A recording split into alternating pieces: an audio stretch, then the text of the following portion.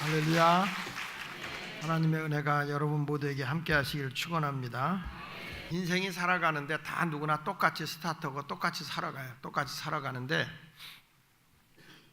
우리 인생이 내가 노력하고 내가 애쓰면 다 된다면 이 세상에 실패할 사람이 없을 거라고 저는 생각을 해요. 근데 주님은 오늘 말씀을 볼 때 공중에 나는 새를 봐라, 심지도 거두지도 않지만 하나님이 다 먹이고 입힌다. 들의 꽃도 또 들의 백합화도 하나님이 저렇게 아름답게 입히는데 솔로몬의 그 영화로운 것보다 더 낫다. 우리 하나님은요, 필요한 것을 다 주신다는 거죠. 다. 그러면서 우리 인생들에게도 하는 말씀이, 너희가 세상을 살아갈 때 무엇을 먹을까 입을까 마실까 염려하라 그랬죠? 어? 염려하지 말라 그랬어? 근데 여러분 염려해 안 해요? 어? 우리 주님은 아무것도 염려하지 말래요. 무엇을 먹을까 입을까 마실까 염려하지 마라. 그거는 우리 주님을 믿지 않는 이방인들이 구하는 거다. 이방인들이 구하는 거지만, 너희는 이 천지의 모든 것을 창조하신 하나님이 새들조차도 다 먹이고 들의 풀조차도 하나님이 저렇게 자라게 해주시는데 하물며 너희일까 보냐. 그러니까 무엇을 먹을까 입을까 마실까 걱정하지 말고 너희는 먼저 그의 나라와 그의 의를 구하라는 거예요. 이런 것을 구하기 전에 하나님의 나라, 그러니까 이 나라라는 건 뭐냐면, 나라는 통치자가 있고 백성이 있고 그리고 국토가 있어야 나라예요. 그렇잖아요? 한번 따라합시다. 통치자가 있고 백성이 있고 국토가 있고 나라 땅이 있어야죠. 그게 나라죠. 자기 나라 땅이 없으면 자기 그 나라가 아니잖아요. 그러니까 분명한 거는 그 나라에 통치자가 있어야 되고 그 나라에 백성이 있어야 되는 거고 그 나라 백성이 살 수 있는 땅이 있어야 되는 거죠. 국토가 있어야 되는 거와 마찬가지로 우리 하나님을 믿는 사람들은 나의 통치자가 누구냐 하는 것을 먼저 생각을 해야 돼. 내가 하나님의 나라를 바라보고 사는 사람이라고 한다면 나를 다스리고 통치하는 자가 누구냐? 누굽니까? 전능하신 하나님 아버지, 창조주 하나님 아버지, 모든 걸 주관하시는 섭리하시는 아버지, 나를 인도하시는 아버지, 부족함이 없도록 해주시는 아버지. 아멘. 제가 오늘 이렇게 기도해드리는 아프신 분들 위해서 기도해드리면서 그런 말씀했지만, 하나님께서는요 우리 스스로 내가 나를 이길 수 있도록 다 만들어 놓으셨어요. 예를 들면 여러분들이 감기도요, 감기약이 없어요. 감기약이 없고 스스로 내가 면역성을 키워서 감기를 이기는 거예요. 다른 합병증이 생기지 않도록 이렇게 협력만 해주는 거예요. 팔이 부러지면 의사가 이렇게 교정을 해줄 수 있어도 그걸 붓게 하는 거는 하나님이 우리의 몸에서 스스로 붓게 하는 거예요.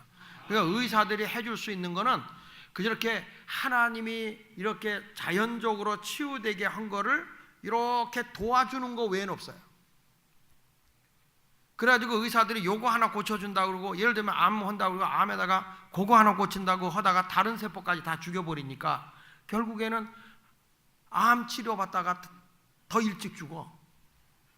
근데 스스로 내 몸을 저항할 수 있는 힘을 주시는 거예요, 하나님이. 내 말이 틀렸어요? 스스로 내가 모든 걸 할 수 있도록 하나님이 만들어 놨다니까요. 이렇게 상처를 입으면, 상처 입잖아요. 상처 나면 의사가 이 상처를 어떻게 치료해요? 그거 아물게 하는 거는 자연적으로 아물게 하는 거야. 자연적으로. 그게 하나님이 우리 스스로 몸이 스스로 내 몸을 이기게 만들어 놨다니까. 이게 하나님의 법칙이요.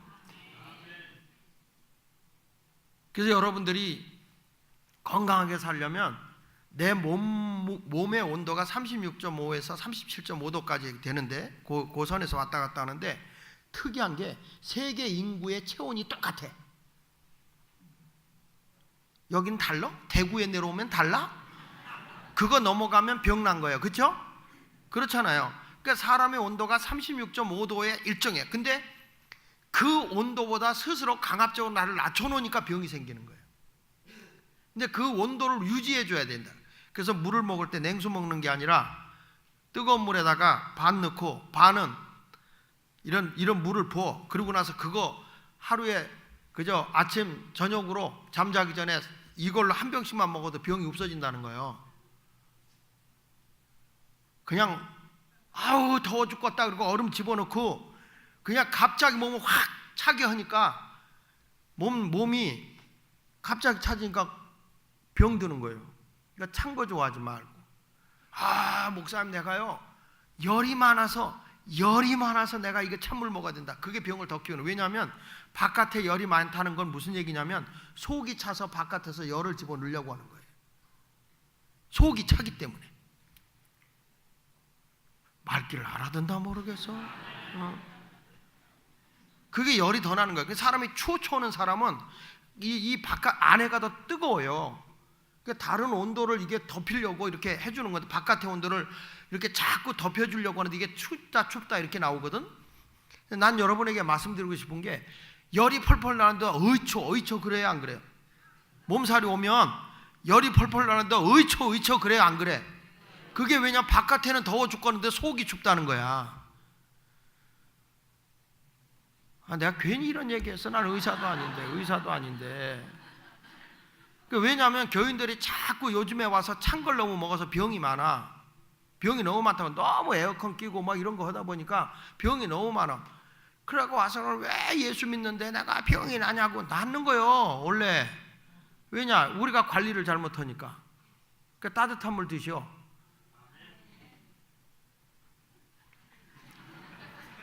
설교하다 말고 별짓을 다 하네 내가. 그런데 우리의 근본적으로 내 몸을 통치하시는 분이 하나님이라고요. 내가 어제도 얘기했지만 우리가 이렇게 기도하잖아요. 기도하면 우리의 모든 세포가 하나님의 영을 받아들일 준비를 하고 있다는 거야.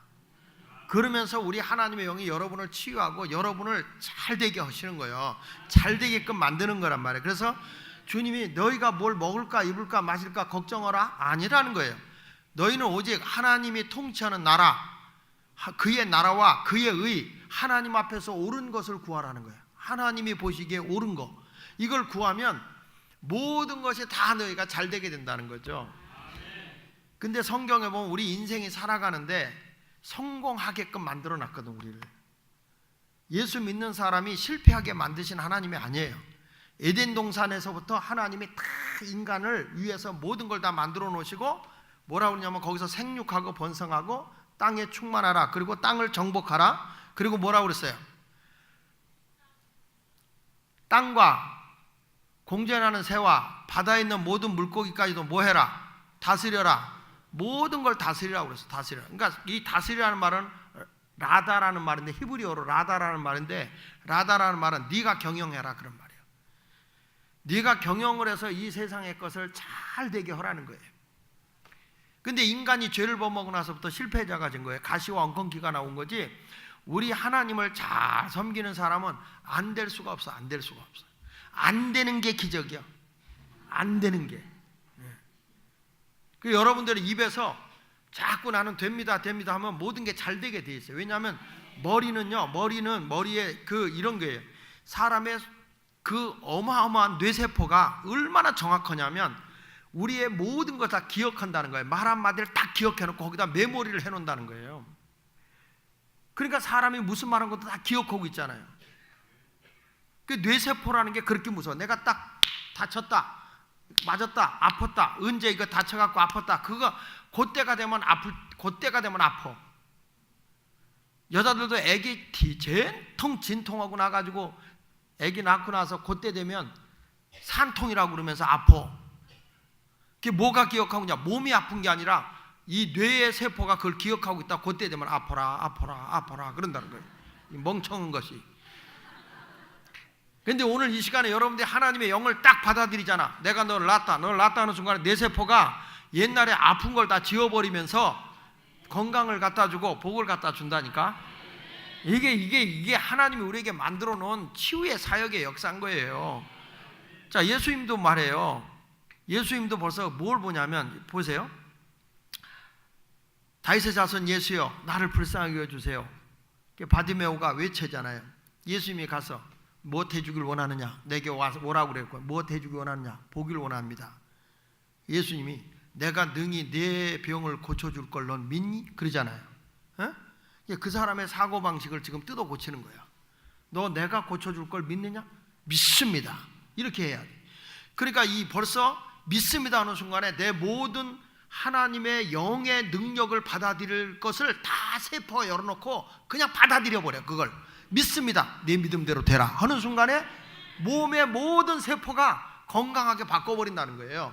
하나님의 역사가 그렇다는 거예요. 그래서 사람이 떡으로만 사는 게 아니라 하나님의 무엇으로 산다고? 말씀으로 사는 거예요. 말씀으로.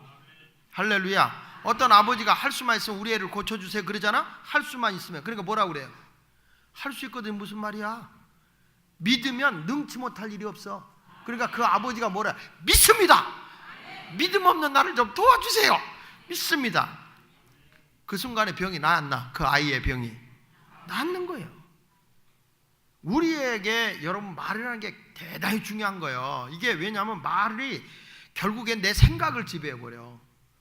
말은. 그래서 항상 입에서 부정적인 말하는 사람은 늘 부정적인 사람이 돼요. 여러분 입에서 난 잘 돼, 난 잘 돼, 잘 되는 사람 두고 봐, 잘 되지. 근데 어떤 사람은 죽을 거야, 죽을 거야. 걱정하지 마, 죽어. 자, 오늘 그래서 여러분들이 하나님이 보실 때 하나님이 통치하는 사람, 하나님이 다스리는 여러분의 가정, 여러분의 일터, 여러분의 지역, 그게 나라야. 나라 그러면 뭐 천국에 가는 것만이 아니라 여러분의 가정도 내가 사는 땅 아니요? 예? 그 거기 누가 통치하고 계셔? 하나님 아버지가 통치하고 있잖아. 누구를? 나를. 그런데 가슴 치면서만 안 될까? 그래야 심장병, 해수병, 천식, 속병이 다 낫지. 다시 한번. 자, 우리 가정이 국토요. 나에게는 땅이요. 예? 땅이요. 거기를 지금 누가 통치하고 있어요? 누가? 거짓말 하지 마. 남편이 통치하고 있잖아. 예? 아니면 가정에 아내가 통치하고 있지 않아요? 우리 가정을 누가 다스려요? 하나님이 다스려? 아니면 세상의 마귀가 다스리죠? 여기서만 그래. 여기서만. 가서는 잃어버리고 살잖아요. 그러니까 하나님이 통치하시는 우리 가족이 될 때 거기가 천국이 되는 거예요. 그래서 우리는 항상 일터에 가도 하나님, 여기가 하나님 나라가 되도록 하나님이 다스리시고 인도해 주세요. 하나님, 여기가 바로 우리 가정도 여기도 하나님이 다스리시고 하나님의 백성이며 하나님의 지역입니다. 땅입니다. 이렇게 하나님 앞에 구해야 그게 그의 나라요. 그게 그의 나라. 그의 나라니까 그냥 멀리 있는 게 아니고 실질적으로 내 삶 속에 있는 그 자리가 하나님의 나라가 돼야 되는 거죠. 그리고 뭐라고 그러냐면 거기서 그의 나라하고 내가 있는 것에 하나님이 좋게 여기는, 옳게 여기는 것, 그의 의를 구하라. 하나님이, 따라합시다. 하나님이 옳게 여기는 것. 하나님이 무엇을 옳게 여길까? 그것을 구하라. 그러면 여러분들이 아무것도 걱정하지 않아도 성공의 삶을 살아가는 게 하나님의 원리요. 그래서 내가 오늘 7가지를 여러분에게 얘기합니다. 7가지. 성공의 원리 7가지. 인생을 살아가려면, 건물을 지려면 기둥이 있어야 되잖아요. 그와 마찬가지로 인생이 이 땅에 하나님 나라, 하나님이 통치하는 그런 성공의 삶을 살고 싶다면 그냥 되는 대로 사는 게 아니라 하나님이 우리에게 정해주는 인생의 원리인 7가지 기둥이 있다. 7가지 기둥. 첫 번째 기둥이 뭐냐? 그랬을 때 하나님의 나라와 하나님의 의를 구하는 그 나라는 첫째가 정직의 기둥이다. 정직의 기둥. 따라합시다. 정직의 기둥. 왜냐? 이사야 26장 7절에 보면요, 이사야 26장 7절 성경을 좀 찾아볼까요? 자, 이사야서 26장 7절을 좀 빨리 한번 찾아봅시다. 이사야서 26장 7절. 이사야서 26장 7절 찾으셨어요? 아직 못 찾으셨어? 자, 다 같이 한번 읽어보겠습니다. 이사야서 26장 7절 시작. 의인의 길은 정직하며, 다시 의인의 길은 정직하며, 여기 이제 이렇게 다 뜨니까 의인의 길은 정직하며 정직하신 주께서 의인의 첩경을 어떻게 하신다? 평탄하게 하신다. 원래 여러분 하나님이 통치하는 것은 정직이에요. 마귀의 거짓의 아비가 누구라고 그랬죠? 마귀라고 그랬어요. 거짓의 아비가 마귀. 그러니까 마귀는 거짓 영이에요. 근데 하나님은 정직의 영이에요. 전 성경 읽다가 하나님이 전지전능하시잖아요. 전지전능하시죠? 능력자시잖아요. 못하실 게 없잖아요. 근데 성경을 읽다가 깜짝 놀란 게 하나님이 한 가지만 못하신다고 하더라고. 다 하시는데 하나님이 하실 수 없는 게 딱 한 가지가 있대. 그게 뭐냐? 거짓말이래. 하나님은 거짓말을 하실 수 없다. 그러니까 우리 하나님은 거짓 영이 아니라 정직의 영인 거예요. 그 예수를 믿으면 우리가 이 세상을 살아갈 때 하나님의 나라를 세우고 하나님의 의를 위해서 살아가려고 하면 뭐가 세워져야 되느냐? 정직하게 살아야 된다. 정직하게. 그래서 윌리엄 셰익스피어, 유명한 극작가인 윌리엄 셰익스피어가 이런 말을 했어요. 한번 따라합시다. 정직한 만큼, 크게, 정직한 만큼 풍요로운 유산은 없다. 정직한 만큼 풍요로운 유산이 없다는 거예요. 근데 이 정치인들이 자기 권력을 잡기 위해서 하도 곤모술수하고 거짓말을 많이 하잖아요. 그러니까 나라가 불행한 거예요. 언론도 다 장악해가지고 막 해가지고 이렇게 움직이기 때문에 국민들은 그게 맞는 줄 알지만 정직하지 못한 정부는 그거는 하나님의 심판이 있는 거예요. 왜냐하면 벌써 정직하지 못한 자체가 마귀 역사이기 때문에 그게 멸망하는 거예요. 우리가 이 땅에 살아갈 때 어떤 모습으로 살아가느냐? 정직하게 살아야 돼요. 시편 84편 11절에도 시편 84편 11절에도 이런 말씀이 있어요. 따라갑시다. 여호와 하나님은 해요 방패시라. 여호와께서 은혜와 영화를 주시며 크게 하세요. 정직하게 행하는 자에게는 좋은 것을 아끼지 아니할 것임이니라. 다시 한번, 정직하게 행하는 자에게는 좋은 것을 아끼지 아니할 것임이니이다. 믿으시면 아멘. 성경은 끊임없이 얘기하고 있는 게 뭐냐면 우리 하나님은 정직하게 행하는 자에게 모든 좋은 것을 아낌없이 준다는 거예요. 세상은 어떻게 하냐면 야, 사람이 정직하게 살면 망해. 어떻게 살아? 세상이 다 거짓말하고 있는데 너 정직하다 보면 망하는 거야. 근데 그렇지 않아요. 시편 97편 11절에도 보면 한번 따라합시다. 마음이 정직한 자를 위하여 기쁨을 뿌리시는도다. 그러니까 이거 뭐냐? 의인을 위하여 빛을 뿌리고 마음이 정직한 자를 위하여 기쁨을 뿌려주신대 하나님이. 예, 마음이 정직하면 막 하나님이 막 기쁨을 내 삶 속에 막 뿌린대. 그냥 꽃가루 뿌리듯이 예, 그렇게 아멘해가 지금 막 찔리는 게 있나 보지? 지금 부부간에도 거짓말하면 안 돼. 하나님 앞에서도 거짓말하면 다 드러나잖아요. 그러니까 우리가 인생을 이 세상에 살아갈 때 정직하게 살면 안 돼요라고 하는 것이 벌써 사단에게 쏟고 있는 거예요. 내가 손해보고 있더라도 정직하게 사는 게 중요한 거예요. 시편 112편 2절로 4절에 보면요, 한번 좀 찾아주실래요? 시편 112편 2절로 4절에 보면 정직한 자들에게 하나님이 복을 준다고 그랬어요. 복을 준다고. 자, 여기 나오니까 여기 보면서 시작. 그의 후손이 땅에 강성하며 정직한 자들의 후손에게 뭐가 있다? 부모가 정직하면 자손이 복이 있어. 부모가 막 곤모술수해서 그때 어떻게 살 것 같을지 모르지만 자손만 돼 불행이 와. 그런데 정직한 자에겐 복이 있다. 그러면 무슨 복이 있느냐? 그 다음 절 봐요. 시작. 부와 재물이 그의 집에 있으며, 다시 뭐와 뭐가? 부와 재물이 그 집에 있으며 그의 공의가 영구히 서 있으리로다. 그 다음에 정직한 자들에게는 흑암 중에 빛이 일어나나니 그는 자비롭고 국률이 많으며 의로우니로다. 할렐루야. 여기 보니까 정직하게 살면 뭐가 있다고? 부와 재물이 그 집에 있다는 거예요. 그래서 정직하게 사는 사람은 어두움, 흑암 중에서도 하나님이 빛으로 일으키신다. 너희가 세상에 영광이 되도록 일으키신다. 이게 성경의 약속이에요. 여러분, 우리가 기업을 하는데 우리 기독교의 그 건설회사들이 있어요. 기독교에. 근데 기독교의 건설회사라고 했던 데가 다 이렇게 싸게 들어와가지고 거짓말로 나중에 뭐가 추가 그리고 막 불려가지고 돈을 그냥 건설 회사들마다 교회에 그냥 그렇게 힘들게 하는 데가 대부분이야, 대부분. 근데 그런 회사들이 다 어떻게 됐냐? 내놓으라는 기독교 건설 회사들이 다 무너졌어, 다. 여러분 우리가 보면 정직하지 못한 것은 다 망하는 거야. 근데 요즘에 우리 그 기독교에서 거의 교회 거를 거의 건축하는 회사가 있어. 그게 사닥다리 회사라고.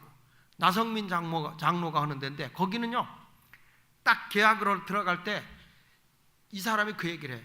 딱 공개를 하고 내 회사의 운영비를 위해서 5%만 가져가겠다. 이렇게 하고 통장까지 개방을 해요. 자기는 뭐라고 하냐면 나는 교회를 통해서 돈 버는 경우는 못 봤다. 교회는 그냥 봉사하는 거고 내가 다른 거 인테리어 한다든지 다른 걸 해서 분양을 한다 이런 거 가지고 돈 벌지 교회를 통해서 돈 벌진 않는다. 그래가지고 딱 계약이 할 때 이거 싸게 깎어 그러면 그 사람은 딱 거절해요. 내가 볼 땐 죽었다 깨도 이 가격으로 못합니다. 그리고 딱 빠져. 그런데 딱 계약을 하잖아. 설계가 변경되지 않는 한은 손해보더라도 그대로 하는 회사야. 그 회사가. 그러니까 그게 소문이 나가지고 한국의 교회들은 거의 글로 가는 거예요. 지금 지난번에 만났더니 뭐라고 하는지 아세요? 목사님 금년에는 더 이상 주문 받을 수가 없습니다. 그래. 너무 많이 들어와가지고. 지난주에 내가 연천에 갔다가 전화를 했어. 장로님 맨날 그런 것만 하지 말고 연천에 지금 최전방에 교회가 지금 다 무너져 나갔는데 그거 하나 좀 줘줘. 까짓 거 뭐 조립식으로 줘봐야 한 1억 5천 된다는데 그거 하나 줘주지? 그랬더니 순종하겠다고 가는데 다는 못 해주고 거기서 할 수 있는 데까지 해주고 그리고 자기가 부담해서 하겠다고. 그래서 내가 그래서 정직하게만 해라. 내가 세계를 돌아다니며 당신 내 거 정직한 자는 하나님이 높이신다. 예. 우리나라에 여러분 지난번에 그 문재인 대통령이 기업인들 14명 초청하는 가운데서 97이 밖에 있는 기업도 하나 들어갔죠.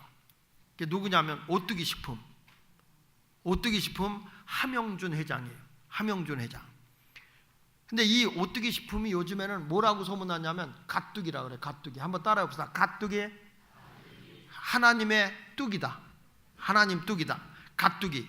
왜 그렇게 소문났냐면 석봉 토스트에서 빵을 이렇게 구워서 100명씩 노숙자를 이렇게 오래전에 석봉 토스트에서 100명씩 토스트를 구워줬는데 그 토스트를 100명씩 구워줬는데 이 함태호 회장이 그러니까 이 함영준 아버지예요. 함태호 회장이 딱 가가지고 그 사람한테 묻는 거예요. 당신은 노숙자들을 돕고 있다고 소문이 났는데 어느 식품으로 하는가? 그랬더니 오뚜기 식품으로 합니다. 아 그런가? 그러면 내가 당신보다 잘 사니까 당신이 크게 일어날 때까지 내가 그 식료품은 다 대주겠네.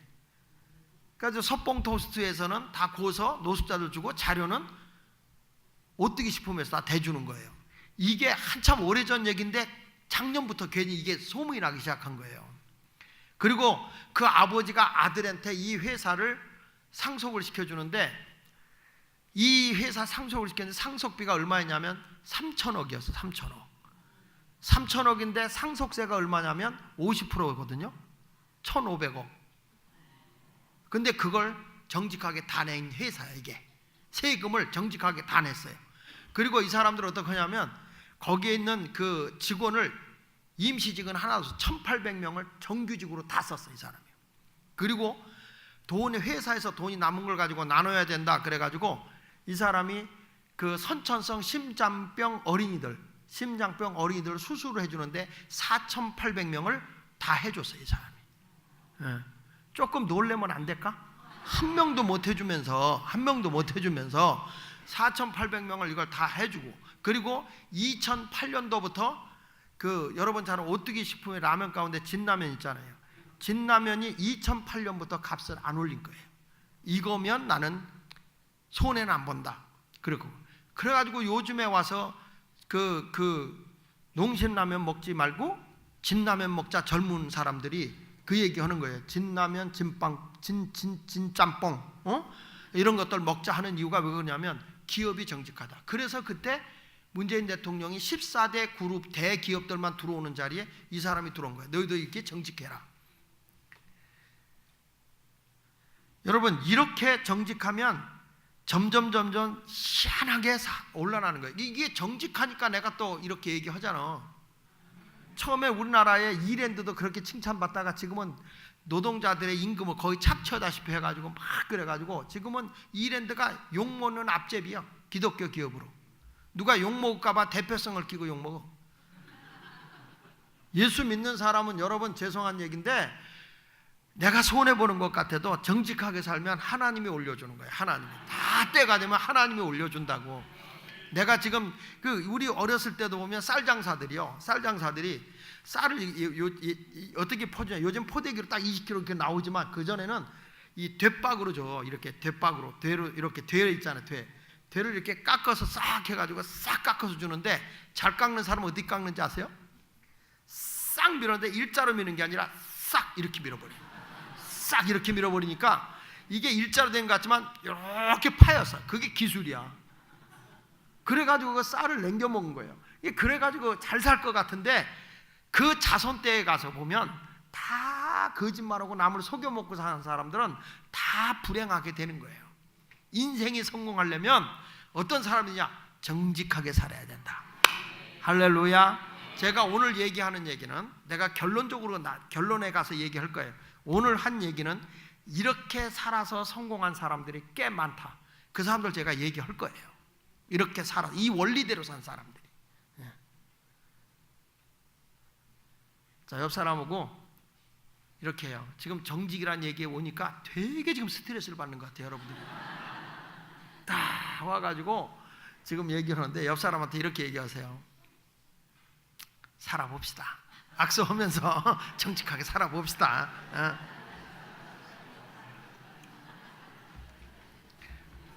찬송 한 장 부르고 말씀을 이어나가야지.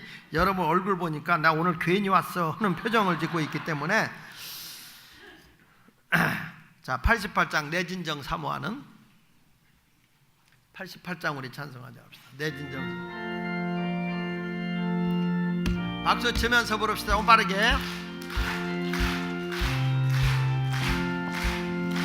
내 진정 사모하는 친구가 되시는 구주 예수님은 아름다워라. 산 밑에 백합하여 빛나는 새벽별 주님 영원할 길 아주 없도다. 내 맘이 아플 적에 그대로 되시며 나 외로울 때 좋은 친구라. 주는 저 산 밑에 백합 빛나는 새벽별 이 땅 위에 비길 것이 없도다. 내 맘의 모든 염려 이 세상 보락도 주님 항상 같이 하여 주시고 시험을 당할 때에 악마의 계교를 즉시 물리치사 나를 지키네. 온 세상 날 버려도 주 예수 안 버려 끝까지 나를 돌아보시리. 아멘. 주는 저 산 밑에 백합 빛나는 새벽별 이 땅 위에 비길 것이 없도다. 내 맘을 다하여서 주님을 따르면 길이 길이 나를 사랑하리니. 물불이 두렵잖고 장검도 겁없네. 주는 높은 산성 내 방패시라. 내 영혼 먹이시는 그 은혜 누리고 나 친히 주를 뵙기 원하네. 주는 저 산 밑에 백합 빛나는 새벽별 이 땅 위에 비길 것이 없도다. 할렐루야. 첫째는 정직한 삶의 기둥을 세워라. 두 번째 가서는 따라합시다. 관대함의 기둥을 세워라. 크게 하세요. 관대함. 이 관대라는 게 뭐냐면 관대함이라는 것은 너그러운 마음이에요. 너그러운 마음. 이게 마음이 넓고 남을 헤아리는 아량. 한번 따라합시다. 마음이 넓고 남을 헤아리는 아량.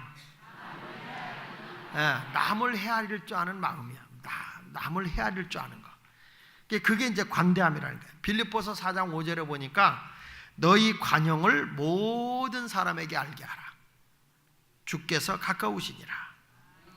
이걸 빌립보서 4장 5절에 너희 관용을 모든 사람에게 알게 하라 그랬는데, 요게 이제 이게 현대인의 성경에 보면 이런 말이에요. 여러분의 너그러운 마음을 모든 사람에게 보이십시오. 여러분의 너그러운 마음을 모든 사람에게 보이십시오. 이런 거예요. 그러니까 관대함이 뭐냐 그랬더니, 가진 자가 가난한 자를 돕고, 약한 자가 또 소외당한 자를, 약한 자나 소외당한 자를 잘 가서 친구가 되어주고 너그럽게 대해주는 것, 그게 관대함이라는 거예요. 가진 것은 나누는 것이에요. 약한 자는 가서 돌봐주는 거예요.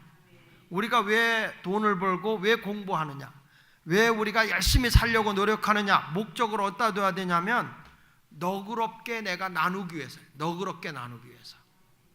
아멘. 요즘 세대를 7포 세대라고 그래. 7포 세대라는 게 뭐냐면 7가지를 포기한 세대다. 그래가지고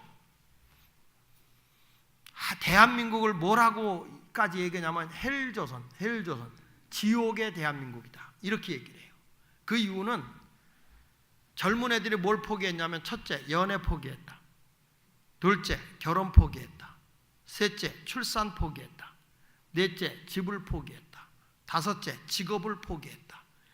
여섯째, 내일의 희망을 포기했다. 내일이 없다는 거예요.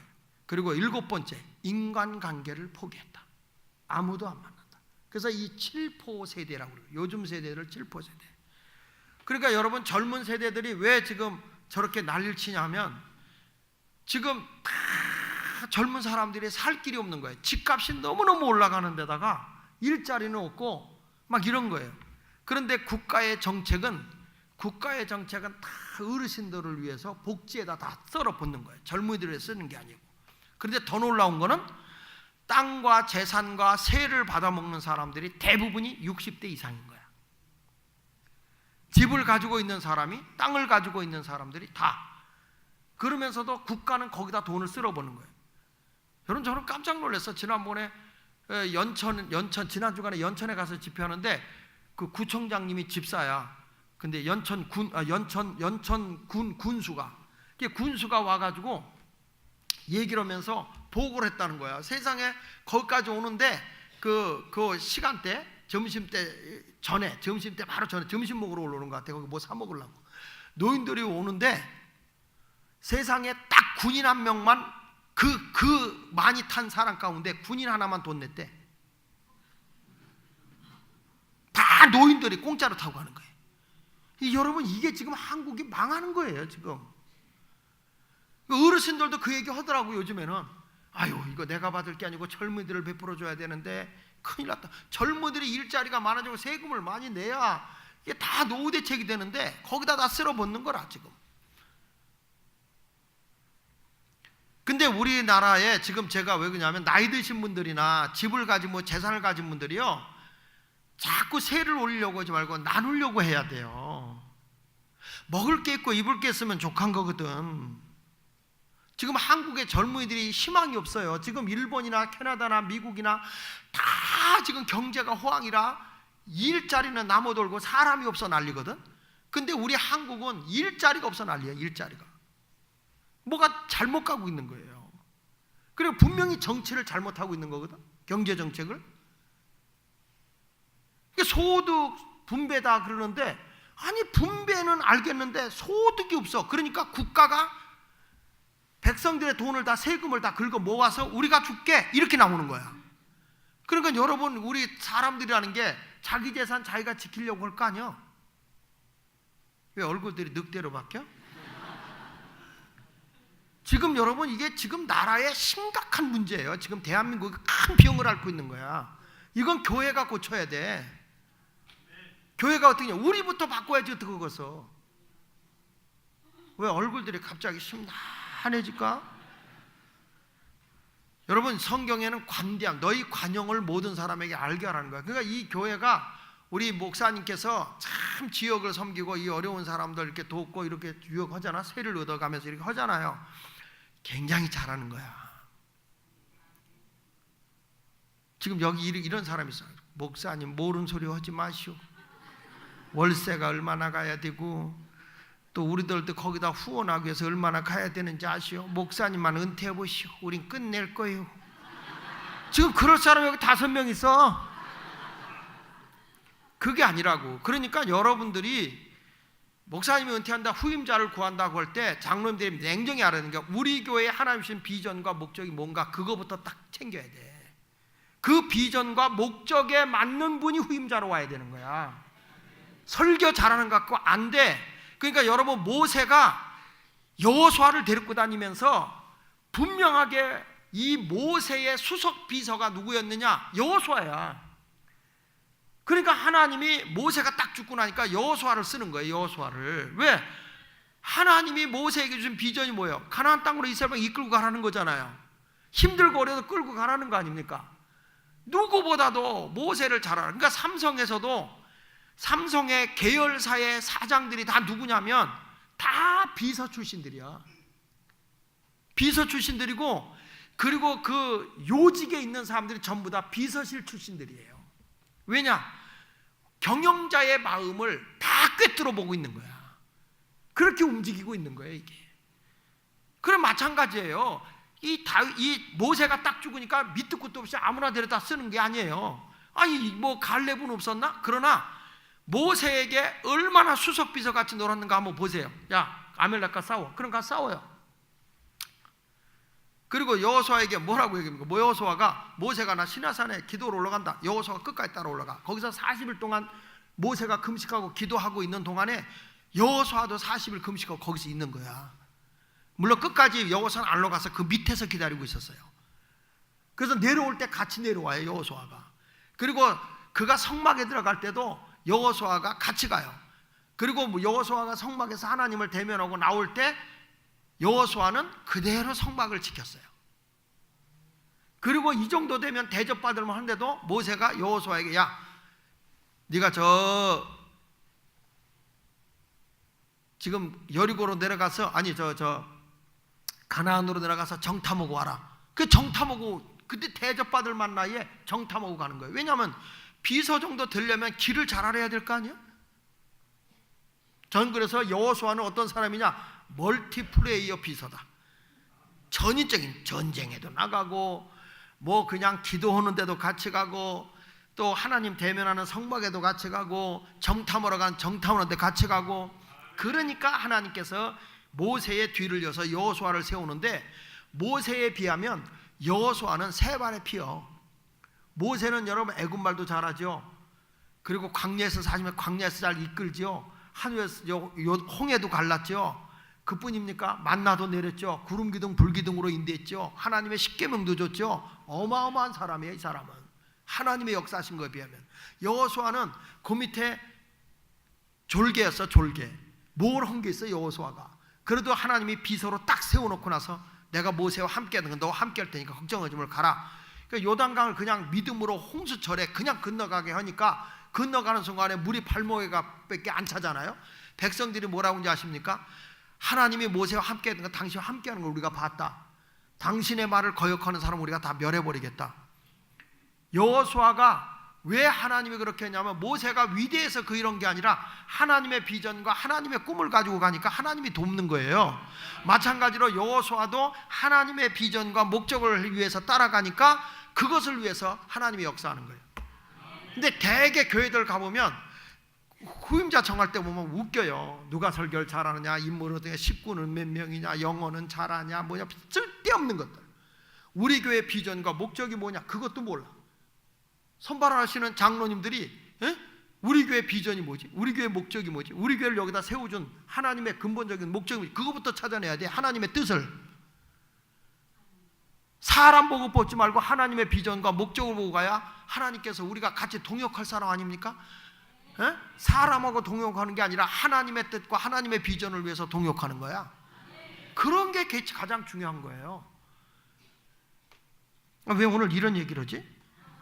여러분들도 돈 버는 목적이 하나님의 뜻에 맞아야 된다는 거야. 뭐 하기 위해서? 나누기 위해서, 베풀기 위해서. 그게 뭐라고요? 관대함. 다시 주여 아버지, 왜 공부한다고? 나누기 위해서. 왜 돈 번다고? 여러분은 나 혼자 다 웅켜지고 돈 벌어가지고 뭐 하려고? 발바닥을 비비며 삐빠빠 눌러 아비스베이비 겨우 돌아다니며 춤추고 놀려고? 솔직히 여러분 돈 벌어서 좀 얼마나 나눴어? 불쌍한 사람하고 얼마나 나누면서 살아? 그러니까 주님이 너 먹을 거 있고 입을 거 있으면 족하다 그래 고만큼 하는 거 주는 거예요. 베풀고 사면 하나님이 점점 크게 한다니까요. 얼마 전에 뉴스에 나왔죠. 이런 오래전 얘기인데요. 1990년도 길병원에 처음으로 어떤 아주머니가 찾아온 거예요. 인천의 길병원. 근데 거기를 찾아왔는데 보니까 아주머니인데 70만 분의 1이나 생길까 말까한 네 쌍둥이를 뵌 사람이 애 낳으러 온 거야. 근데 다른 병원에 가니까 이거 받을 수가 없다. 죽는다. 하나만 살려라. 왜냐하면 애들이 다 영양실조 애들이니까 정상으로 발육이 안 돼 있는 상태니까. 근데 이 엄마는 다 살리고 싶은 거야. 그래가지고 가서 길병원에 갔는데 이미 양수가 터졌지 어떻게. 그러니까 급한 김에 이 분은 어떤 분이냐면 태백에서 그 광부로 일하고 있는 그 황영천 씨라는 분인데 그냥 2만 원짜리 월세방에 살고 있는 거예요. 그 부인은 이봉심이라고. 이게 그냥 인공으로 된 게 아니라 자연적으로 내 쌍둥이가 들어간 거예요. 그래가지고 이걸 이제 어떡하냐 빨리 꺼내자. 그래가지고 이제 내 애를 할 수 없이 재앙절개 해가지고 내 애를 꺼냈는데 너무 적으니까 인큐베이터에 넣은 거예요. 근데 이 길병원이 생긴 일에 처음인 거예요. 처음 내 쌍둥이란 게. 그래가지고 이제 이 아이를 잘 키워가지고 그 당시만 해도 보험이 없을 때니까 그래가지고 딱 해가지고 퇴원시켜야 되는데 이 집이 돈이 한 푼도 없는 거예요. 개뿔도 없는 거예요. 원래 개는 뿔이 없잖아. 그래가지고 그냥 아무것도 없어가지고 이거 어떡하냐. 그런데 그 이사장이며 그 원장인 이길려 원장님이 그 넷을 다 받아주면서 기념사진 찍고 잘 키우라고 병원비는 안 받겠다고. 그러니까 기념사진 찍고 얘들이 대학을 가면 연락하라고. 우리 병원의 기념으로 이 아이들을 이렇게 학비를 도와주겠다고. 그리고 이제 세월이 지나서 잃어버린 거예요. 그러다 우연히 사무실을 정리하는데 그 사진이 나온 거예요. 내 쌍둥이가. 아, 얘들이 어떻게 됐을까? 그래서 큰애가 설이고 둘째가 황설이, 둘째가 황설이, 셋째가 황소리, 그리고 넷째가 황밀이. 가지고 이게 설설솔밀, 설설설밀 이렇게 이제 네 쌍둥이를 낳았는데 오랜 후에 지나는데 어떻게 살까 하고 조사해 보니까 용인에서 살고 있는데 너무 가난해 가지고 이게 도와주고 있는 그 뭐죠? 그 차상위 계층 위에 저소득 가정이잖아요. 그러니까 여기는 이제 국가가 지원해주고 있는 거예요. 근데 이렇게 가보니까 공교롭게도 그 원장이 딱 갔을 때 이 넷이 다 대학을 간 거예요. 대학을 갔는데 우리를 살려주신 그 은혜가 감사해서 우리도 생명 살리는 일 하자 그래가지고 넷이 다 간호대학을 간 거예요. 넷이 다 간호대학을 갔는데 딸 둘은 수원 간호대학을 가고 딸 둘은 그 강릉에 있는 간호대학을 간 거예요. 근데 얘들이 가고 딱 보니까 설이오고 미리는 수원대학 간호학과, 설오고 솔은 강릉 영동대 간호학과 이렇게 갔는데 등록은 해놓고 학비가 없어서 못 가는 거예요. 그때 마침 이길려 여사가 나타난 거예요. 그래가지고 이 사람이 다 도와줬어, 학비를. 여러분, 이게 있다고 되는 게 아니에요. 이게 뭐냐면 이게 관대야, 관대 나누는 게. 얘들이 다 대학을 졸업하고 이제 국가고시를 시험 봐야 간호사가 되잖아요. 그래가지고 국가고시 50회, 제 50회에 국가고시 4시 시험을 봤는데 4시 다 합격한 거예요. 간호사 4시 다 합격하고 나니까 길병원에서 4명을 다 갖다 쓴 거예요. 길병원이. 그래가지고 이 길병원이 난리가 난 거예요. 분명히 응급실에서 봤는데 3층에 가니까 거기 있어. 거기다가 또 수술실에 갔더니 거기 또 있어. 거기다가 또 입원실에 갔더니 거기 또 있어. 그래가지고 거기가 어떻게 화제가 되냐면 여기 간호사 홍길동 있다고. 홍길동 있다고. 금방 여기서 봤는데 저기도 나타나고 저기도 나타나고 저기도. 여러분 어떻게 그것도요 4군데에서 나타나잖아. 그러니까 누가 내 쌍둥이라고 믿겠어. 한 사람이 다 그렇게 움직이는 줄 알지. 그래가지고 그 길병원은 지금 화제야. 홍길동이. 여러분 이것이 뭐냐면 너그러움이야. 너그러움. 내가 뭐 높은 자리에 있어서가 아니라 요즘 시대에 뭐 병원 같은 데 그렇게 해주는 데가 흔치 않잖아요. 근데 우리가 작은 것이라도 나누고 베풀고 살면 이게 점점 소문이 나. 그래서 사람들이 그 간호사 보려고 그 병원으로 더 간대야. 지금 이 신문에 보도가 내고 말이죠. 아주 대단했어요. 저는 여러분에게 말씀합니다. 우리가 돈 버는 목적도, 공부하는 목적도, 우리가 이 세상에 성공해야 하는 분명한 목적도 나누기 위해서다. 이게 성경이야. 성경에도 주면 흔들어 넘치도록 안겨준다고 그랬잖아요. 관대함의 삶을 살아가는 게 그리스도인이야. 은혜 받았다고 펄펄 뛰면서 옆에 누구도 못 오게 그냥 은혜 받았다고 나 같은 잡놈이 용서 안 받아서 제가 아버지 은혜 주시옵소서 맷돌 기도하면서 막 난리를 쳐. 근데 이웃을 도와라 그러면 니나 해라 이래요. 이런 사람은 이게 어떻게 그리스도인이냐는 말이에요. 이게 인생에 성공하는 분명한 목적이 있어야 되는 거야. 성공의 목적이 뭐냐? 내가 정직하게 살지만 목적이 뭐냐? 관대함을 위해서, 너그럽게 베풀기 위해서다. 할렐루야. 세 번째 가서는 뭐냐? 세 번째 기둥은 근면의 기둥이라는 거예요. 근면. 따라합시다. 근면. 우리 잘 아는 대로 데살로니가서 3장 10절에 뭐라고 나옵니까? 우리가 너희와 함께 있을 때 너에게 명하기를 누구든지 일하기 싫거든 먹지도 말게 하라. 따라합시다. 일하기 싫어하거든 먹지도 말게 하라. 이 근면이라는 게 뭐냐면 부지런히 일하며 힘쓰는 게 근면이에요. 한번 따라합시다. 부지런히 일하며 힘쓴다. 이게 근면이야. 근면. 벤자민 플랭클이라는 사람이 미국의 자본주의를 세운 사람이거든요. 벤자민 플랭클이라는 사람이 그분이 이런 말 했어요. 부자가 될 기회가 없었고 유산을 받을 친척도 없는 사람도 부자가 될 수 있다. 내가 유산 받은 거 없고 그리고 내가 이 유산을 받을 친척도 없는 사람이라고 한다 할지라도 부자 될 기회도 없고 유산을 받은 것도 없고 받을 때도 없고 한 사람도 부자 될 수 있다. 그것은 근면이다. 그랬어요. 근면이다. 부지런히 일하면 절대로 굶는 일이 없다. 왜냐하면 가난은 일하는 사람의 집을 기웃거리기는 해도 감히 집 안으로 들어가지는 못하기 때문이다. 멋있지 않아? 가난이라는 게 옆에서 기웃거리긴 한데 근데 부지런히 일하는 사람 집에는 못 들어간다는 거예요. 근면은 전 이렇게 봐요. 도전정신이다. 다시 한번 따라. 근면은 도전정신이다. 나는 안 한다. 요거면 됐다 하는 사람은 아무것도 못해. 근데 해보자. 도전적인 근면한 사람. 내가 할 수 있는데 안 하는 거는요 자기 가치를 떨어뜨리는 거고 그리고 성공할 수가 없어요. 근데 자기가 할 수 있는 능력보다 100배 200배를 더하고 열심히 일하잖아. 그러면 자기 가치가 올라가고 그리고 성공을 맛볼 수가 있어요. 여러분 우리 잘 아는 대로 6일 동안 힘써 일하라고 그랬잖아. 안식일을 지키려면. 기독교는 근면한 종교예요.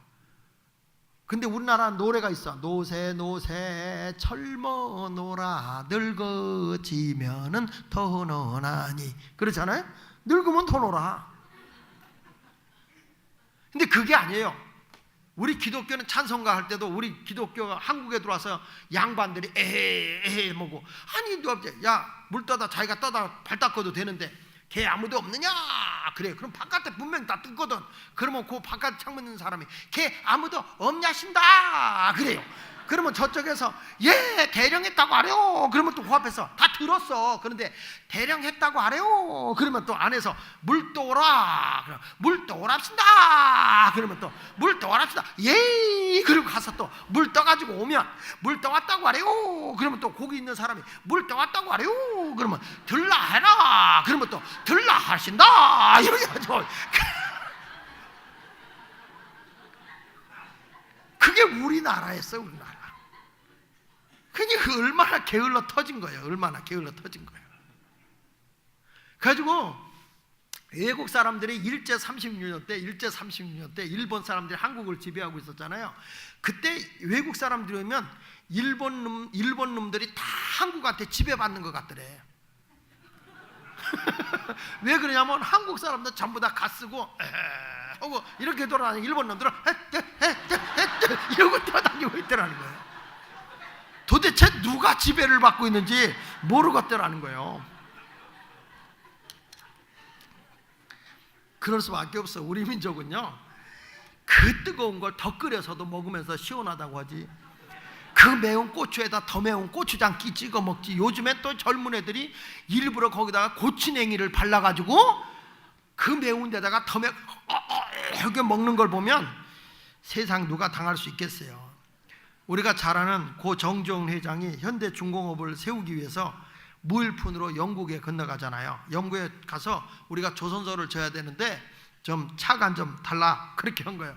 그러니까 어디다 찔려고 하냐 그랬더니 여기다 찔려고 한다고 백사장 사진 갖다 보여준 거예요. 아니, 돈을 빌려주는데 네가 배를 누가 수주한다고 그거 하냐? 배가 수주된 게 있어야 차관을 줘주지 뭘 그런 걸 차관을 주냐? 배 짓는 데가 한두 군데냐? 그러니까 정주영 씨가 아니 그러면 배 질 때만 있으면은 차관 빌려주겠냐? 그때 영국에서 기가 차니까 어디 수주 받아와라. 수주 받아오면 차관 빌려주겠다 그런 거예요. 그러니까 정주영 씨가 어디로 가냐? 선박의 왕인 그리스의 오나시스, 선박의 왕이잖아요. 거기 그쪽을 찾아가서 우리 대한민국에서 배를 만들 테니 수주해달라. 그랬더니 조선소가 있냐? 질 거다. 어디냐? 여기다. 여기 백사장만 있는 거야. 그러니까 아니 배도 한 번씩 져보지 않은 사람이 무슨 소리냐? 그 옆에 일본도 다 있는데 그리고 이제 안 준다고 그러니까 정주영 씨가 500원짜리 그 옛날에 지폐 있잖아요. 거기 거북선 있는 거 그걸 딱 보여주면서 우리는 일본보다 300년 전에 이런 배를 졌다. 대한민국은 배를 기맥히게 짓는 민족이다. 한번 믿어봐라. 그런 거예요. 너무 간청하니까 배를 2척을 발주해줘. 그걸 두고 영국에 가서 차관을 빌려갖고 울산 조선소를 세운 거야. 여러분 이게요 지금 그 2세들 1.5세 2세들이 경영하는 것과는 전혀 달라. 아무것도 없는 데서 맨 땅에서 헤딩해가지고 대한민국 세운 나라야. 요즘 애들은 그냥 된 줄 알지만 절대 안 그래. 이게 우리나라는 아무것도 없는 데서도 뭔가 만들어내는 창의성이 있는 민족이기 때문에 여러분 우리가 침입을 받아서 다 뺏겼잖아. 우리나라는 먹을 거 다 뺏겼어요. 그래가지고 다 그들이 먹을 것만 가져가. 몸뚱아리 돼지고 뭐 소고 다 살고기 다 갖고 가잖아요. 갖고 가니까 우리는 먹을 게 없어요. 그러니까 그들이 안 먹는 거 버리고 간 거 그걸 가지고 우리가 창의적으로 요리를 만드는 거예요. 그래서 한국은 순댓국, 곰탕, 머릿고기, 그 다음에 꼬리곰탕, 족발, 이게요 그 사람들이 안 먹는 거야. 안 먹는 거 버린 걸 가지고 우리는 그걸 기맥히게 요리해 먹는 거야. 우리 민족은. 그래서 절대 대한민국은 굶어 죽을 일이 없어요. 거기다 먹다 먹을 게 없으니까 쓰레기라도 먹자. 그래서 쓰레기를 먹는데 쓰레기라고 하면 안 되니까 시래기국 이렇게 해가지고 시래기라고 해서 먹는 거예요. 여러분 보세요. 자, 중국 사람이 한국 사람을 말려 죽이려고 준 게 메밀이에요. 메밀은 독성이 있어서 많이 먹으면 사람이 말라서 죽는단 말이야. 그래서 요즘에 다이어트 음식 가운데 메밀차가 사람의 몸을 말린다고 그러잖아요. 독성이 있어 그런 거야. 근데 한국 사람은 그 메밀에다가 뭘 넣냐면 무청즙을 거기다 넣어가지고 먹으면 이게 해독이 된다네. 그러니까 한국 사람이 얼마나 믿음이 좋은지 무슨 독을 마셔도 해를 입지 않아. 무슨 독. 그만큼 우리 민족은 창의성이 있는 민족이기 때문에 대단히 근면한 민족 아니었어요? 그냥 새벽에 닭소리와 함께 탁 일어나서 새벽종이 울려. 새벽종이 어디서 울려? 교회에서 울리지. 예? 교회에서 울리지. 막 그러면서부터 일했던 우리 민족 근면하면 다 일어나게 돼 있어요. 가난한 사람들 보면 게을러 터진 거예요. 게을러 터진 거예요. 그러니까 여러분 우리가 잘 아는 그 전에 그 누구야 번개라는 청년이 중국집 배달원이었잖아요. 이 사람이 고려대학 후문에 설성반점이라고 중국집 배달원이었어요. 배달원이었는데 뭐 일을 하다 안 하다 짜증나고 그러니까 주방장이 불러놓고, 야, 너는 미래가 있는 사람인데 사람들이 뭘 요구하는지를 빨리 캐치해가지고 이 다음에 네가 짜장집을 운영하든지 뭘 해야지. 나는 주방에 박혀있기 때문에 세상 돌아가는 걸 몰라서 경영을 못하지만 너는 세상 돌아가는 걸 알기 때문에 네가 꿈을 가지면 너가 뭔가 경영이 될 수 있는 거야. 그러니까 그냥 배달원이라 생각하지 말고 만나는 사람들이 뭘 요구하고 있는가를 그거를 네가 연구해봐. 그러면 네가 할 일이 생기는 거야. 이렇게 알려주니까 이 사람이 머리가 똑똑한 사람이야. 그래가지고 이 사람이 이제 짜장면을 딱 배달하는데 유심히 보니까 짜장면을 시켜 먹은 사람들은 꼭 짬뽕 시켜 먹은 사람의 국물을 뺏어 먹는 거야. 이게 그렇구나. 그래가지고 그 주방장하고 의논해서 개발한 게 뭔지 아세요? 답은 짬짜장. 다시 뭐라고? 짬짜. 반은 짬뽕 반은 짜장. 이렇게 한 거예요. 그러다가 보니까 또 이 옆에 있는 대학생님들이 누구에다 짜장면이나 짬뽕 시켜 먹는 애들 꼭 한 숟갈씩 뺏어 먹더래. 그래서 이 사람아 자기도 먹고 싶으면 시켜 먹지 왜 남의 걸 뺏어 먹어? 그랬더니 그게 아니라 나 수업이 들어갈 시간이 우리 쉬는 시간이 10분인데 짜장면 시켜서 5분 내로만 갖다 주면 우리가 3분 동안 먹고 2분 동안 수업 준비해서 들어갈 수 있지 않냐고.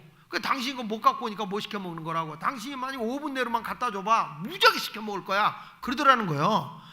그래가지고 가서 주방장한테 얘기했대. 주방장님, 최대한 빨리 짜장면 짬뽕을 만들면 몇 분이면 해? 그랬더니 2분이면 한다고. 2분. 그러니까 국수 딱 뽑아놓고 익히기만 하면 되는 거야. 탁탁 잘라갖고 거기 짜장면하고 짬뽕 국물을 만들어놓고 부으면 되니까 2분이면 된다 그러더래. 그래? 그러면 내가 3분 만에 배달하면 되겠다. 고려대 후문이니까. 오케이. 그래가지고 이 친구가 스티커를 밟은 거예요. 5분 내 짜장 배달, 5분 내 짬뽕 배달, 이걸 한 거야. 그랬더니 빗발쳐 오는 거예요. 딱 싣고 이 친구가 끼를 딱 두르고 번개표를 딱 하고 예비군복 입고 오토바이에다가 번개표를 딱 달고 그리고 이제 배달하는 거야.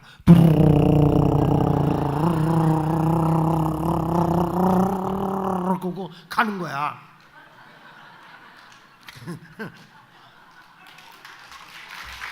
그래가지고 뭐 그거 했다고 박수 쳐.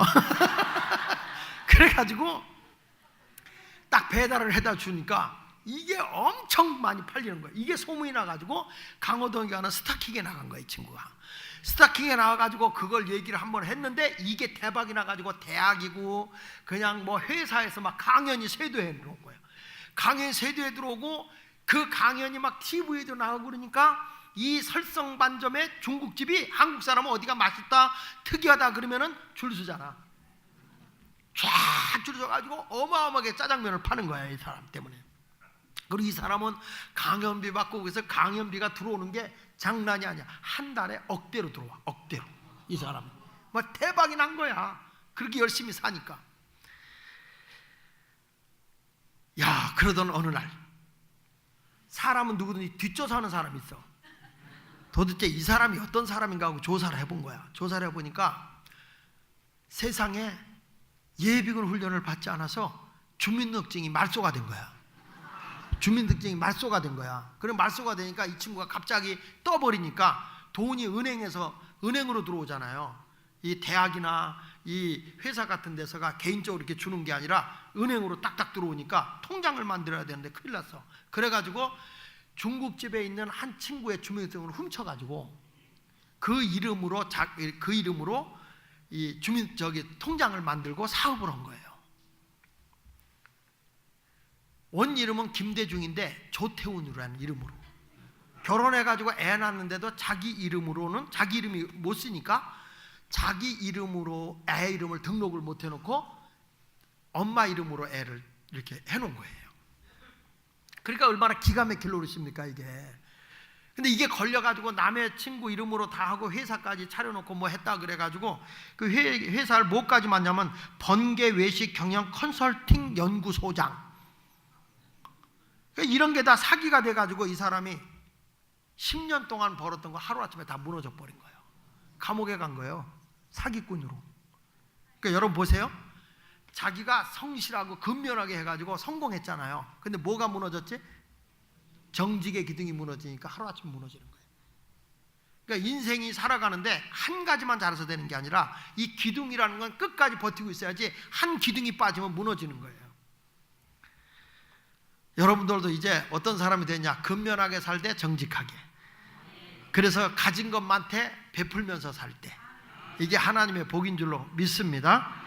그 다음에 네 번째는 뭐냐면 겸손이요. 겸손. 따라합시다. 겸손의 기둥. 겸손이라는 게 뭐냐면 남을 존중하고 자기를 낮추는 태도라고 그랬어요. 한번 따라합시다. 남을 존중하고 자기를 낮추는 태도.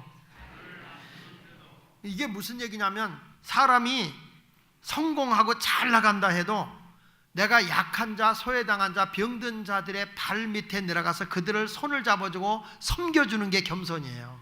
내가 성공했을 때, 잘 나갔을 때 어렵고 힘든 자들의 손발을 잡아주는 거예요. 병든 자의 손발을 잡아주는 거예요.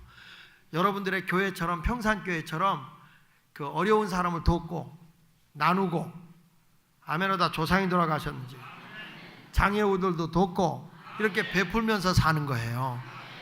야, 내가 우리 그 서울역에 가면 이제 우리 교회에서 운영하고 있는 그 더 드림시티라는 그 노숙인 센터 있거든요. 그 노숙인 센터에서 그들을 이제 이렇게 돕고 이제 사별면도 많이 사서 보내고 그러면 그들이 먹다 남은 쌀을요, 우리 지역을 노인들 섬기라고 보내와. 노숙자들이 싣고 와. 왜 그러냐? 우리가 가르치는 게 뭐냐면 빌어먹어도 남에게 베풀면서 빌어먹으라 그러거든.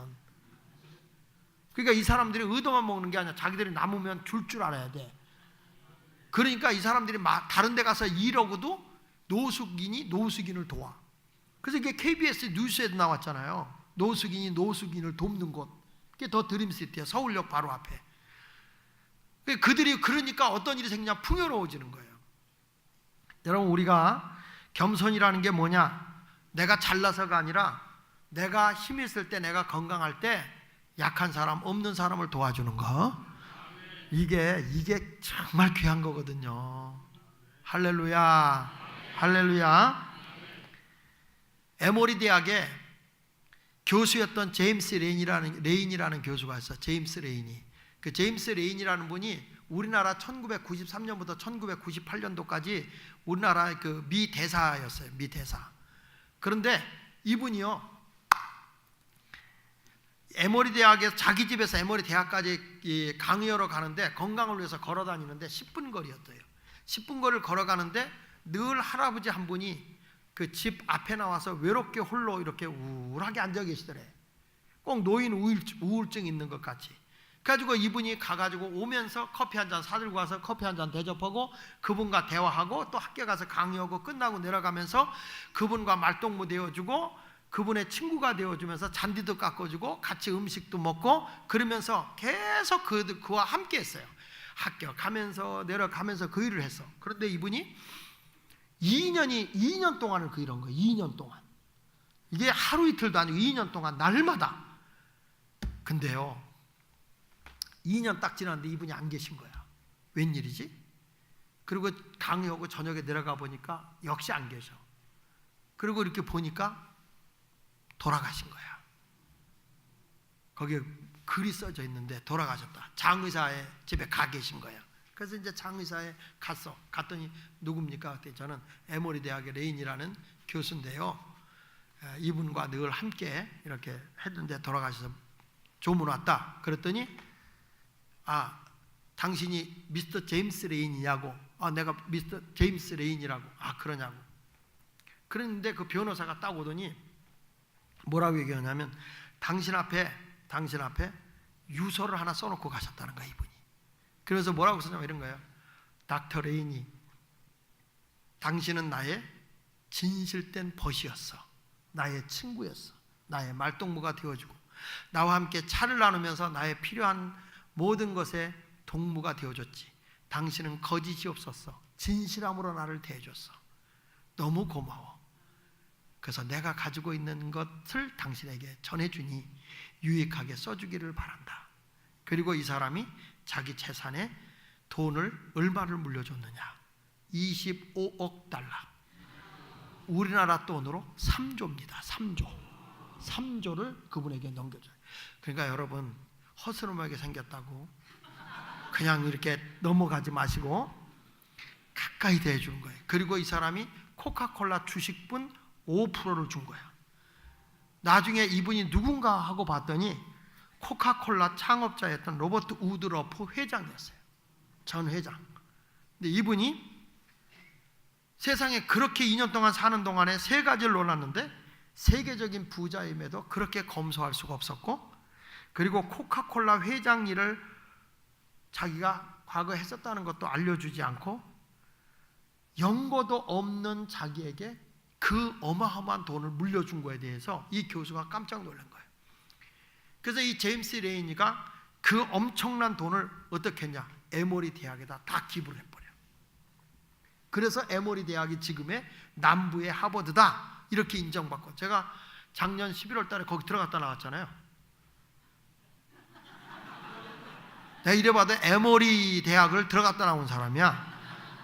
이게 어마어마해. 거기 가보니까 이 우드러프 회장의 그 코카콜라 그 빌딩에 하나에 이렇게 기념관을 이렇게 하나 해놨더라고요. 야, 대단하더라고요. 여러분, 겸손이라는 게 뭘 받기 위해서가 아니라 진실한 겸손은 사람을 풍요롭게 하는 거야. 겸손이라는 게 뭐 가만히 있는 게 아니라 약한 자, 소외당한 자, 병든 자를 보면 내가 손발이 되어주고 그를 잡아줄 수 있는 것, 이런 인생이 되면 하나님의 나라와 하나님의 의를 위해 살아가는 게 아니겠습니까? 이런 분들은 하나님이 무엇을 먹을까 입을까 마실까 걱정하지 않아도 넘치도록 하나님이 채워주는 거예요.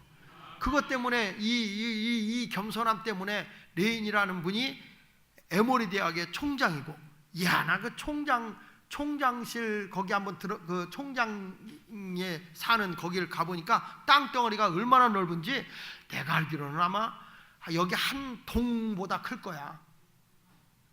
조금 놀랬으면 좋겠어. 이렇게 그 엄청나 그냥 이 동보다 클 거야. 이렇게.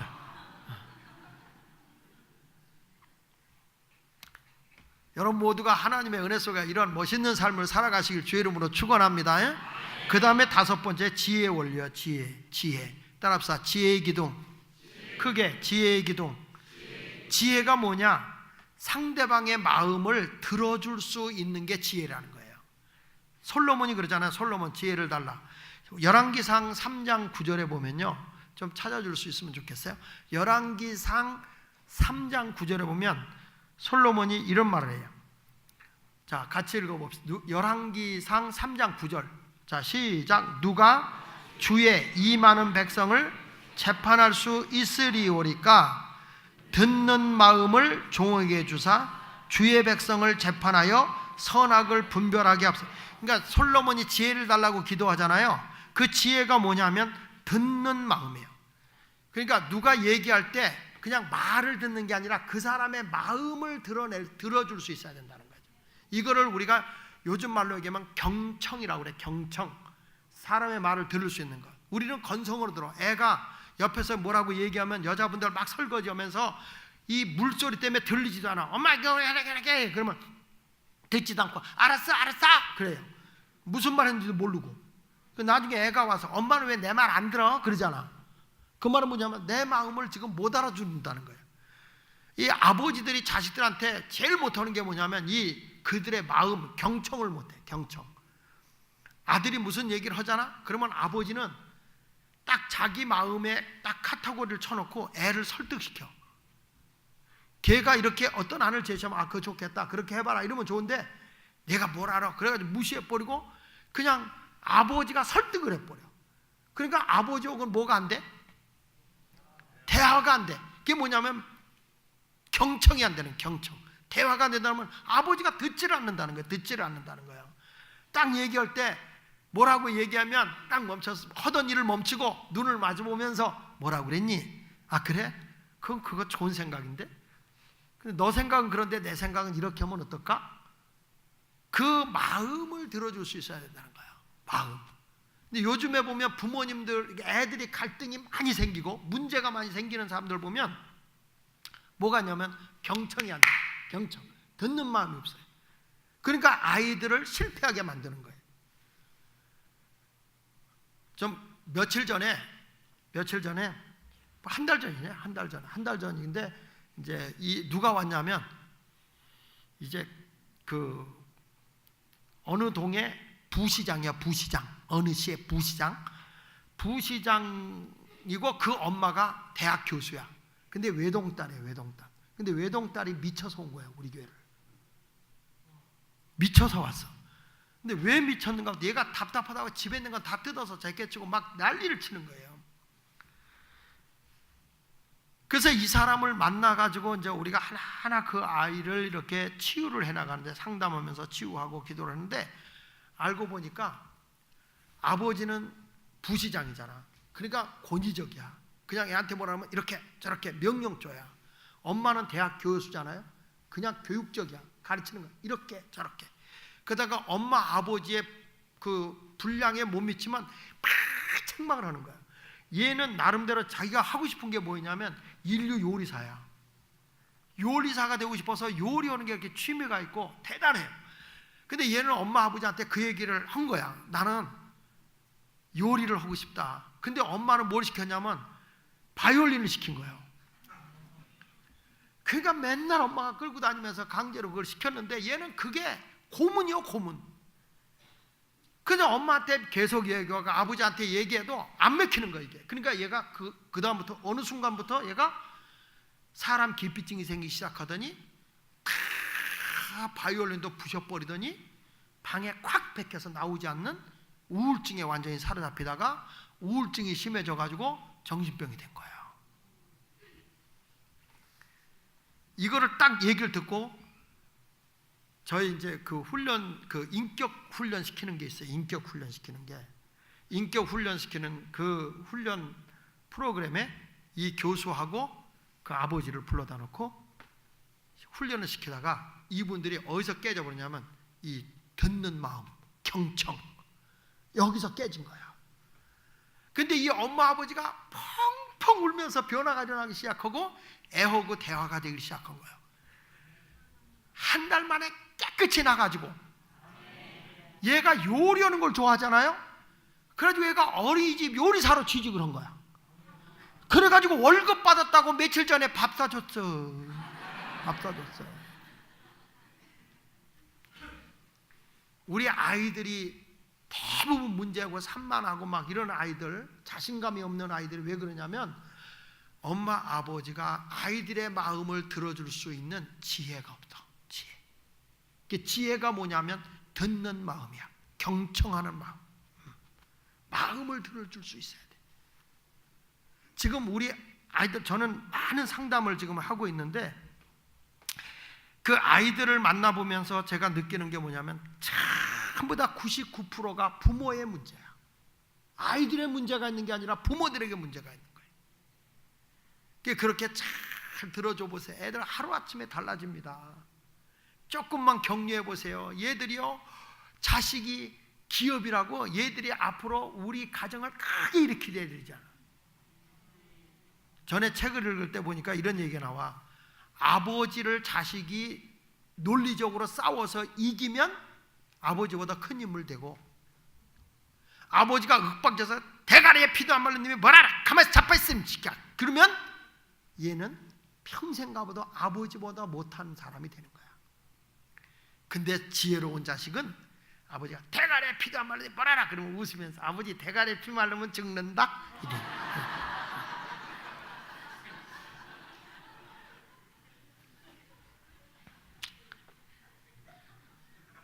여러분, 요셉이라는 사람이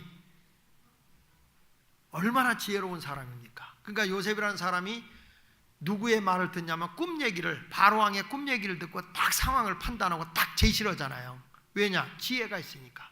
그러니까 애굽의 총리가 되는 거예요. 그러니까 사람이 지혜 있고 그 사람의 듣는 마음, 지금 그 상황을 잘 파악해서 잘 그 이치를 설명하고 나가면 절대 실패하지 않거든요.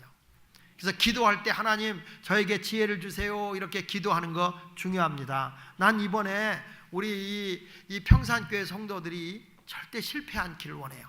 다 성공하기를 원해요. 성공하려면 하나님의 나라와 하나님 앞에 오르게 살아야 되는데, 옳게 사는 게 첫째 뭐라고 그랬어요? 아니, 방언하지 말고 또렷하게 하지 말고, 첫째 정직하라, 둘째 관대하라. 관대가 뭐라고 그랬어? 너그럽게 베풀어 줌이라고 그래서 나누는 삶. 셋째가 근면해라, 열심히. 그러니까 내가 할 수 있는데 안 하면 시간 낭비하는 거고 그 사람은 가치가 떨어지는 거야. 근데 할 수 있는 능력보다 100%, 200%면 도전정신이 생기고 뭔가 성취할 수가 있어요. 그런 사람은 어디 가도 인정받아요. 아멘. 네 번째는 뭐예요? 겸손해라. 겸손이 뭐예요? 나보다 못한 사람의 손발을 잡아주고 닦아주고 도와줄 수 있는 것. 그게 겸손인 거예요. 다섯 번째는 뭐라고 그랬어요? 지혜가 뭐라고 그랬어요? 상대방의 마음을 들어줄 수 있는 것, 상대방의 마음을 헤아릴 수 있는 것, 이것이 지혜다. 아멘입니까? 여러분, 이제부터 가정에 가면 여자분들 잘 들으셔. 애들이 뭐라 그러면 하던 일 딱 멈추고 텔레비 보던 거 끄고 눈을 마주 보면서 뭐라 그랬니? 웃으면서 그래. 야, 시끄러! 저리 가! 이러지 말고, 연속극 보는데 왜 지랄이야? 이러지 말고, 뭐라 그랬니? 저도 그게 참 안 되더라고요. 우리 부교육자들이 뭐라고 보고하는데 막 컴퓨터로 뭘 하고 있는데, 뭘 쓰고 있는데 와서 뭐라고 보고를 하잖아. 그러면 쳐다보지도 않고, 그전에는 그랬어. 뭐라고 그래? 알았어 거기다 놓고 가. 그리고 얼마 있다가 왜 그거 보고 안 했어? 목사님 지난번에 보고했는데 왜 보고 안 했다고 그래요? 그래. 그게 뭐냐면 경청을 못 하는 거예요. 딱 보고가 들어오면 하던 일을 멈추고 딱 얼굴을 보면서 뭐라고 그랬지? 그리고 다시 물어보는 거예요. 근데 제가 이거를 가르쳤던 그 주한 중앙장로교회 그 박응식 목사님이죠. 그 목사님이 계신 곳에 장로님이 건설회사 그 이사장이에요. 이분이 한 번은 그 큰 공사를 따라가서 직접 브리핑하러 갔는데 이 경청을 배운 거예요. 저한테 이걸 배웠는데 다시 물어봐라. 그 경청할 때 내가 한 얘기 이해가 됐니? 또 그가 물어보면 네가 이런 질문했니? 이렇게 다시 확인하는 거예요. 그걸 하라고 시켰거든, 경청이라는 거에서. 이분이 딱 브리핑을 했는데 건설회사 브리핑을 하고 나니까 이거 이렇게 반문하는 게 있잖아요. 질문하는 게 있잖아요. 그 질문이 딱 오면 이랬대. 그러니까 지금 질문하신 게 이런 것에 대한 질문인가요? 이렇게 다시 물어봤대. 네, 그렇습니다. 그건 이렇게 하면 됩니다. 이렇게 풀어나가겠습니다. 제가 말씀드린 거 이해가 되셨나요? 이렇게 다시 반문해보고. 근데 자기네 공사비가 다른 회사보다 10억이 더 비쌌대요. 그런데 대화가 되잖아요.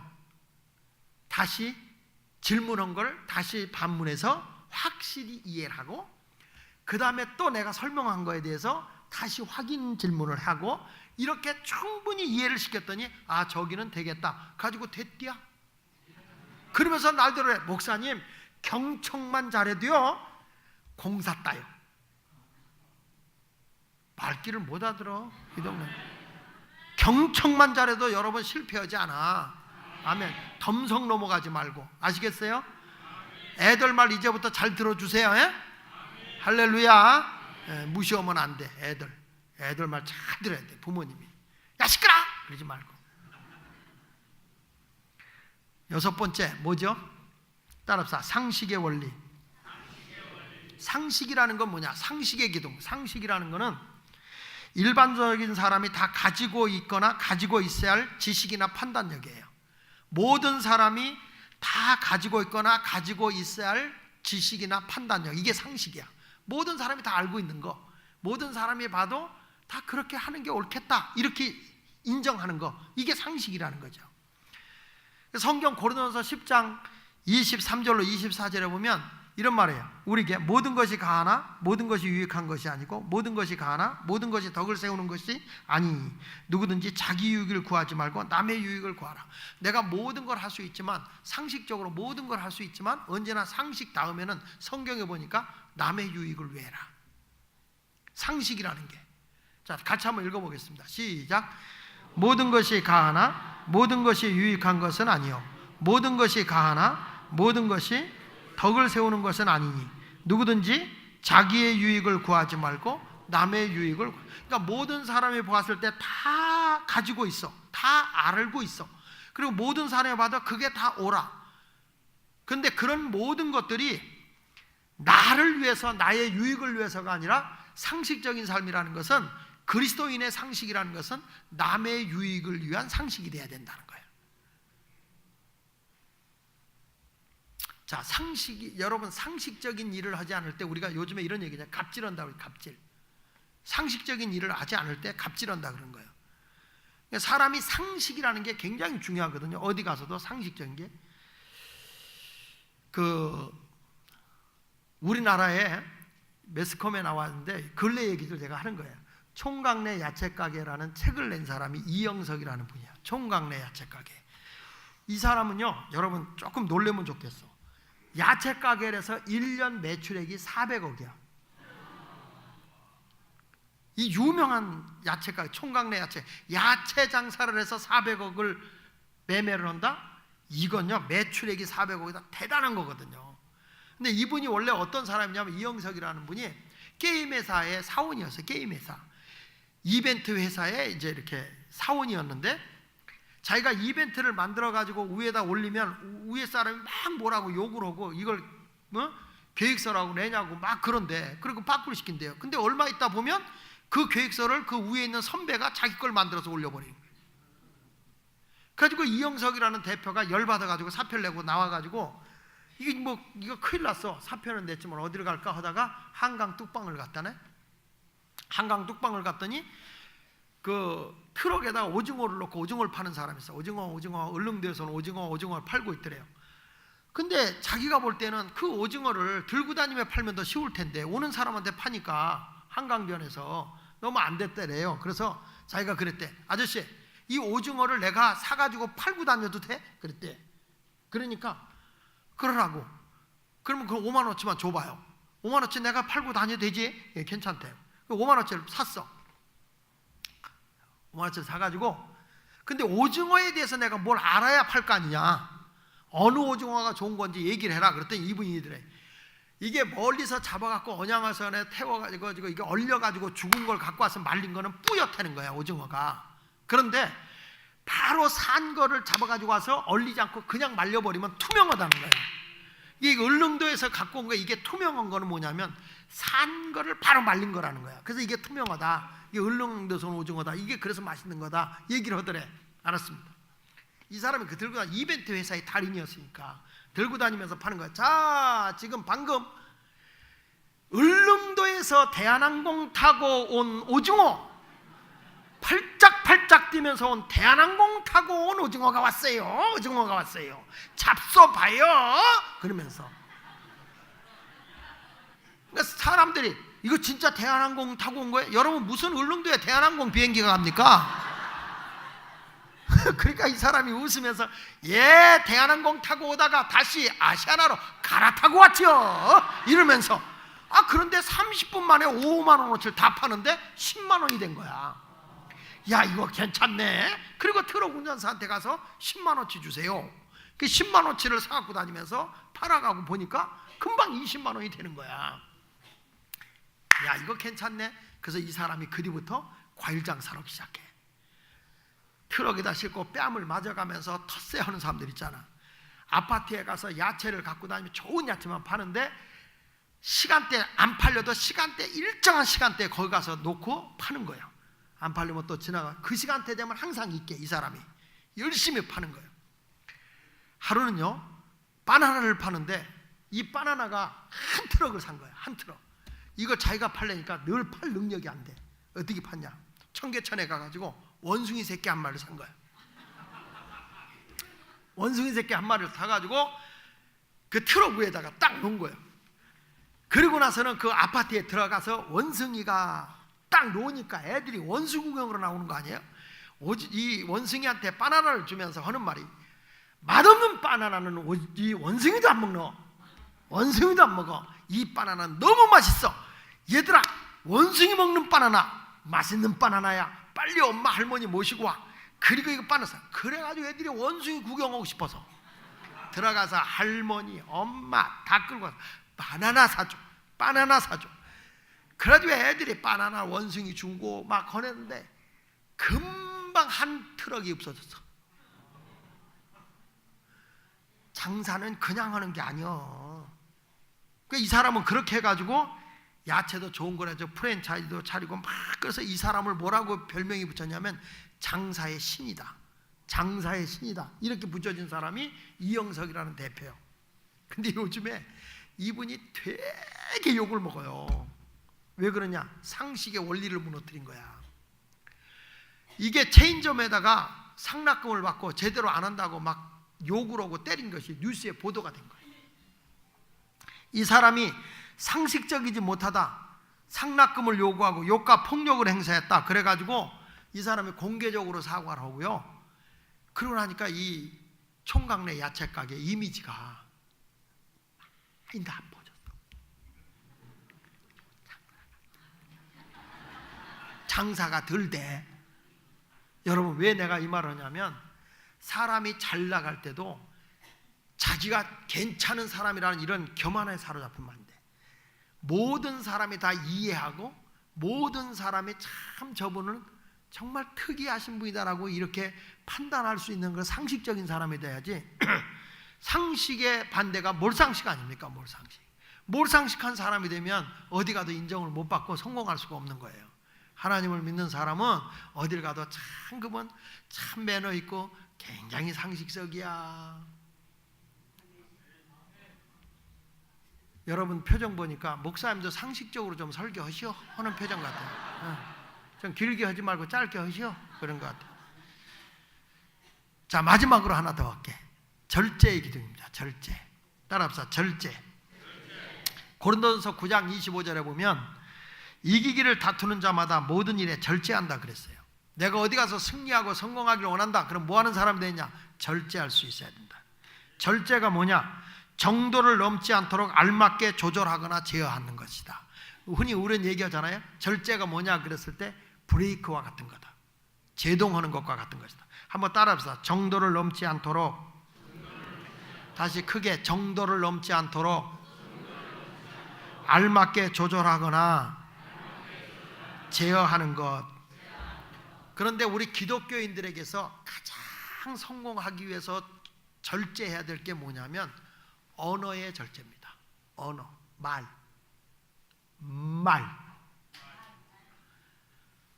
와, 이 말 어찌나 많은지 몰라.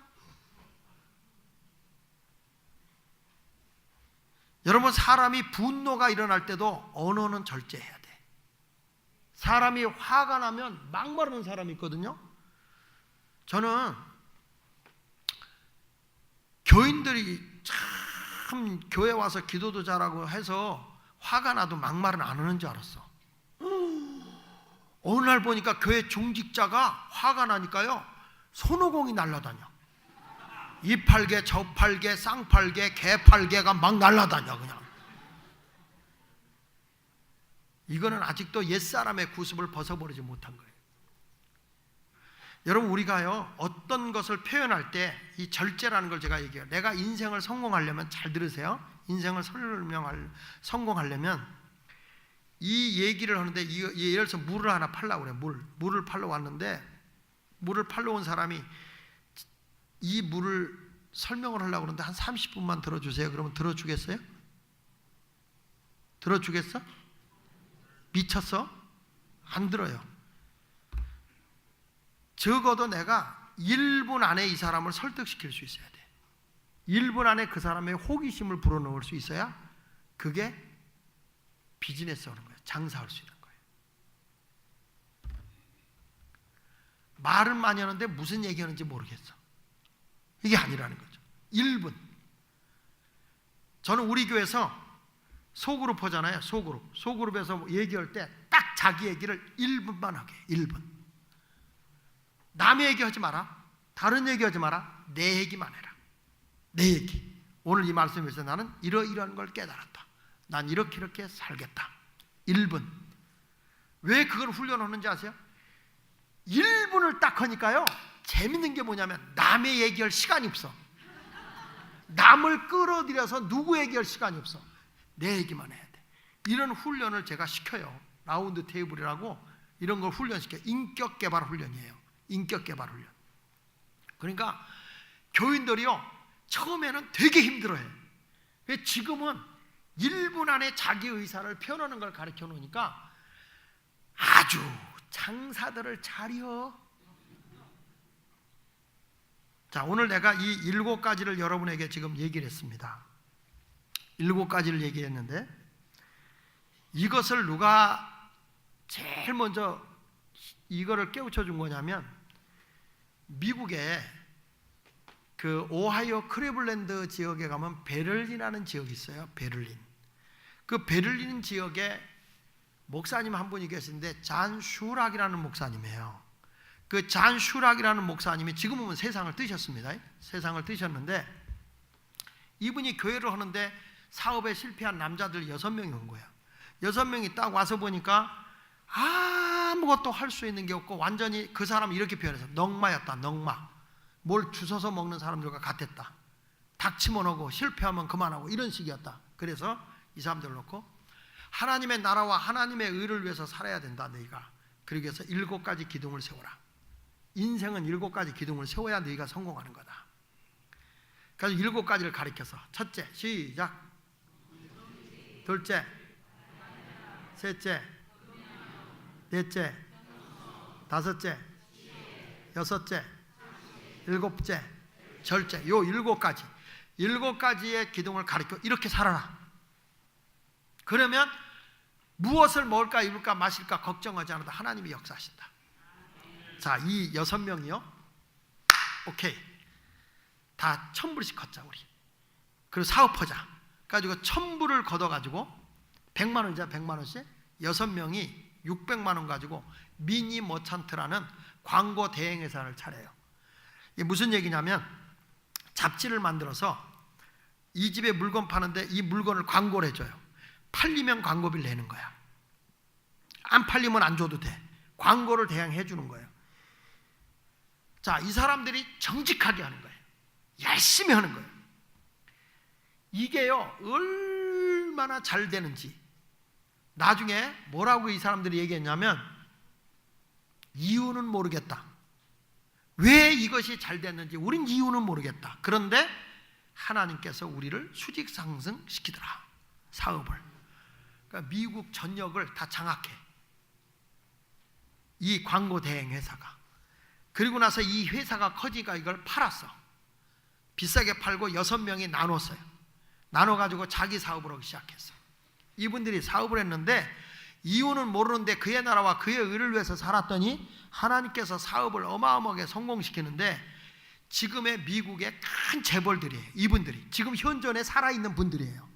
슈락 목사님은 돌아가셨고, 가지고 내가 작년 4월 달에 우리나라의 그 회장인 제리 앤더슨을 우리나라에 초청한 거예요. 제가 초청해가지고 기업인들을 가지고 세미나를 한 거예요.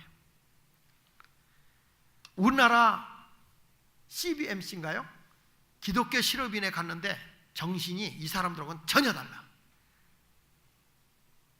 그래서 이 사람들이 지금 어마어마한 재벌들과 자가용이 다 제트 비행기야. 자기들이 몰고 다녀. 좀 놀랬으면 좋겠는데. 그리고 이분들이요, 지금 얼마나 그 어마어마한 돈 가지고 뭐냐, 돈이 많다는 게 중요한 게 아니라 208개 나라의 남미 국가를 완전히 마약의 도시를 바꿔놓기 시작하고 범죄의 소굴을 변화시키는 인격 개발 훈련을 시키기 시작해요. 208개 국가가. 그걸 여러분, 제가 거기서 교육받고 와서 한국에서 지금 시작을 하는데, 국방부로 이게 들어가잖아요. 국방부로. 이게 한국의 교육계로 들어갑니다. 이제 회사로 들어갑니다. 이제는 교회들도 이제는 앞으로 뭐가 중요하냐면, 은혜 못 받은 게 아니라 인격이 문제. 인격. 그래서 인격 45가지의 인격을 훈련시키는 거예요. 저는 평산교회 성도들이 절대 하나님의 나라와 하나님의 의를 위해 산다, 막연하게 하나님의 의가 뭐지? 하나님 나라가 뭐지? 그거 하지 말고 이 원리를 분명히 알고, 이게 하나님의 원리예요. 하나님의 원리. 이게 잠언서에 나와 있는 내용이에요. 전체적으로 이 원리대로 살면 우리 아이들도 그렇고 우리 모두가 실패를 해도 실패를 안 해. 다 성공하게 돼 있어요. 난 이번에, 내일은 제가 여러분들에게 하나님의 역사하심을 경험하게 될 텐데, 내일 새벽에도 제가 기도 받을 사람 기도해 드릴 거예요. 오늘은 다 성공이라는 단어, 이게 너무 사람들이 뭐냐면 성공이라는 게 세속화되어 있다, 그래가지고 성공이라는 단어를 교회에서 쓰는 걸 싫어하는데요, 원래 성공이라는 단어는 하나님이 그리스도인에게 준 단어예요. 이걸 세상에 뺏긴 거예요. 세상에 뺏긴 거예요. 성공이라는 게 뭐예요? 목표를 이루어내는 게 성공이요. 목표를 이루어내는 게 성공이잖아요. 믿음이 뭐예요? 바라는 것들이 실상이요, 보지 못하는 게 증거 아닙니까? 목표를 이루어내는 게 믿음이라고요. 그러니까 우리가 이 성공이라는 단어를 나쁘게 보지 말고 반드시 우리 자녀들도 원리대로 살아서 성공해야 될 거 아니에요. 기업을 하나 해도 성공을 해야 될 거 아니에요. 구멍가게 하나 해도 성공해야 될 거 아니에요. 우리 아이들이 회사에 가서 무슨 무역을 하나 한다 그래도 성공해야 될 거 아니에요. 그 성공하기 원해요? 실패하기를 원해요? 인생을 성공적으로 살았으면 좋겠어요? 낙오자로 살았으면 좋겠어요? 자, 그러니까 옆에 사람한테 한번 악수하면서 이렇게 꼭 성공하십시오.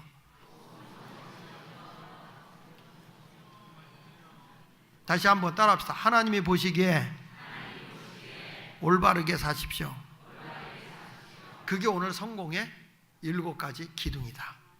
요것을 꼭 제가 우리나라에 일어난 일들을 같이 이렇게 섞어가면서 오늘 얘기를 했고, 또 해외에 있는 얘기도 이렇게 섞어가면서 제가 얘기를 했는데, 하여튼 여러분들이 이것을 꼭 기억하고, 내가 이 책을 성공한 사람들 7명이 쓴 책이 성공의 7기둥이라는 책이에요. 그 책을 제가 번역해서 내놨어요. 제가 부흥회 간 교회 11,000원씩인데 부흥회 간 교회는 내가 5,000원씩 주는데 여기는 안 갖고 와서 어떡하지? 그리고 나레드란 잔 슈락이라는 목사님이 이 6명을 훈련시켰던 그 목사님이 그들을 훈련시킨 내용의 책이 이제 기회 도전 변화라는 책이에요. 이 책을 번역을 해가지고, 야, 이거는 이렇게 교육시켜서 이런 사람을 만들어내가지고 이들이 성공해서 이런 책을 써내고 지금 사회에 큰 일을 행하고 있는 이런 일들을 하고 있는 것을 제가 여러분에게 지금 오늘 소개한 거야. 그러니까 이건 목사님의 추상적인 얘기가 아니고 내가 어떤 이론적인 얘기가 아니고 이 말씀대로 살 때 실질적으로 일어난 얘기를 여러분에게 전해준 거예요. 그러니까 나는 우리 평산교회가 실패할래도 이 원리대로 살면 실패할 수가 없어요. 다 하나님이 아무 걱정하지 마라, 아무 염려도 하지 마라, 너희 그의 나라와 그의 의를 위해서 살면 이 모든 것을 다 너희에게 주겠다. 이런 삶의 원리에 기둥을 세우셔서 성공적인 삶을 살아가는 여러분이 되시길 바랍니다. 그의 나라와 그의 의를 위해서 여러분이 꼭 성공하기를 예수 이름으로 축원을 드립니다. 할렐루야. 내일 저녁은 우리 모두가 이제 하나님의 큰 역사와 은혜를 경험하게 될 거예요. 할렐루야. 내일 새벽은요, 직분자들이 다 나왔으면 좋겠어. 직분자들이. 내일은 직분자들에게 꼭 필요한 말씀이 전해질 것 같은데 하나님의 은혜가 좀 직분자들에게 주어졌으면 좋겠어. 재직들에게. 모두가 다 나와서 하나님께 인정받는 자가 되시기를 바랍니다. 내일 저녁 우리가 다 하나님 앞에 최선을 다해서 감사드리지만 내일 드릴 때는 하나님의 원리대로 살아 우리 온 가족이 꼭 성공적인 삶을 살게 하소서. 따라합시다. 우리 온 가족이 성공적인 삶을 살게 하소서. 오늘 이 7가지는요, 7가지는 매일 여러분이 되새겨요. 매일매일 내가 새겨요. 우리 아이들한테도 7가지 원리는 이대로 살아야 된다, 이대로 살아야 된다, 이대로 살아야 된다. 이거를 매일 아침마다 얘기를 해줘야 돼. 그래서 이 아이들이 그대로 살아요. 그래서 그 성공의 7기둥이라는 책에 보면 뒤에 서약서가 있어요. 그래서 거기에 간단하게 자기가 매일매일 체크하게 돼 있어. 내가 정직하게 살았는지, 내가 관대하게 살았는지, 근면하게 살았는지, 겸손하게 살았는지, 지혜롭게 살았는지, 내가 상식적으로 살았는지, 또 내가 절제의 삶을 살았는지, 말 잘못해가지고 또 문제를 일으키진 않았는지, 이런 것들을 매일 체크하면서 나를 성공시키는 거예요. 그럴 때 하나님께서 이 세상에서 여러분들을 위대하게 만들어 주시는 거거든. 할렐루야. 내일 우리 모두가 최선을 다해서 하나님 앞에 다 온 가족 자녀들 이름 다 따로따로 쓰면서 하나님, 우리 아이가 성공하는 아이 되게 하소서. 이름을 써서 하나님이 주시는 은혜가 다 다르니까 한번 따라서 우리 아이가 성공하게 하소서. 우리 남편의 사업이 뒤에는 성공하게 하소서. 그걸 해봐. 우리 남편의 사업이 또 우리 친정 쪽에 우리 오빠가 그 참 이게 그냥 성공이라는 단어를 외친다고 되는 게 아니고요. 하나님의 원리대로 가자는 거예요. 원리. 그랬을 때 삶의 원리가 있기 때문에 그의 나라와 그의 의를 위해 살면 내가 성공해서 노력해서 되는 게 아니라 누가 일으켜 주신다고? 하나님이. 무엇을 먹을까 입을까 마실까 염려하지 않아도 하나님이 알아서 다 이루신다. 요 원리를 알고 믿음으로 살아서 꼭 승리하는 여러분 모두가 되시기를 축원합니다. 축원합니다. 할렐루야. 우리가 이 땅에 살아갈 때 하나님 나라와 하나님의 의를 위해 사는데 그래야 뭘 먹을까 입을까 마실까 걱정하지 않고도 살 수 있어요.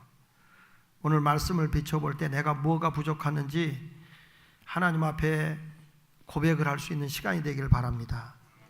나는 정직하게 살았는가? 나는 정말 내가 삶의 목적이 나누기 위한 삶의 목적이었는가?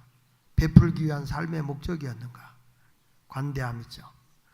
나는 정말로 근면하게 일하기 싫거든 먹지도 말게 하라 그랬는데 나는 근면한 삶을 살고 있는가? 열심히 최선을 다해서 살고 있는가? 나를 통해서 남을 성공시키겠다는 그런 열심을 가지고 살고 있는가?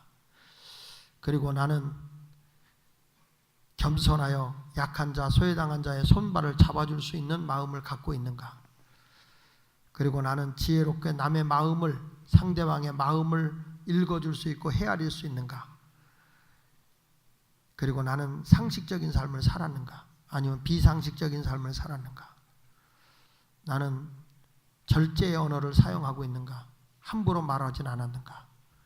내가 잘못한 거 있으면 하나님 앞에 자백을 하시고 회개하십시오.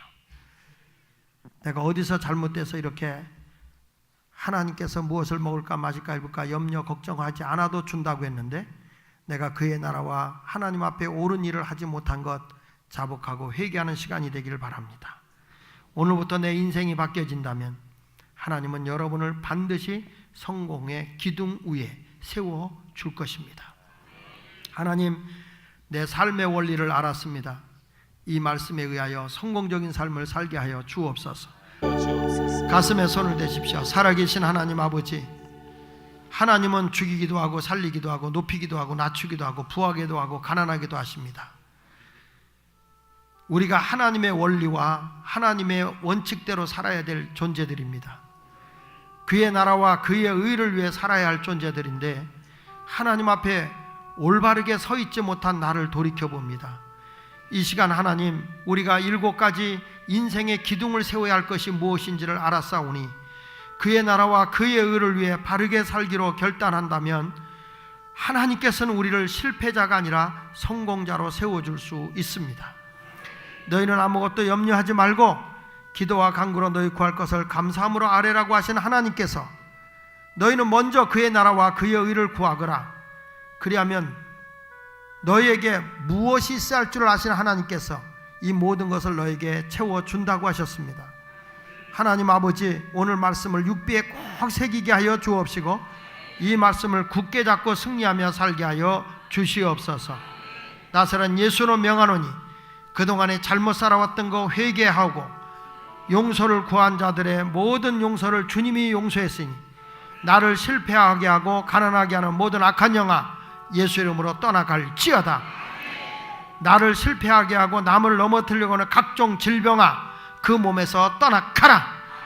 이제 하나님의 나라와 하나님의 의를 위해 살겠으니 하나님 건강도 주시고 물권도 주시고 영권도 주시고 우리가 그리스도의 인격도 소유하게 하여 주옵소서. 믿습니다. 하나님 이제부터 나가랍니다. 하나님이 원하는 기둥을 세워놓고 나가려고 합니다. 실패자로 살기를 원치 않습니다. 낙오자로 살기를 원치 않습니다. 성공자로 살겠습니다. 하나님의 목표를 위해서, 하나님의 목적을 위해서 반드시 내가 성공하기를 원하고 합니다. 그의 나라와 그의 의를 위해 살겠사오니 우리에게 힘과 능력을 주옵소서. 예수님의 이름으로 기도합니다. 아멘.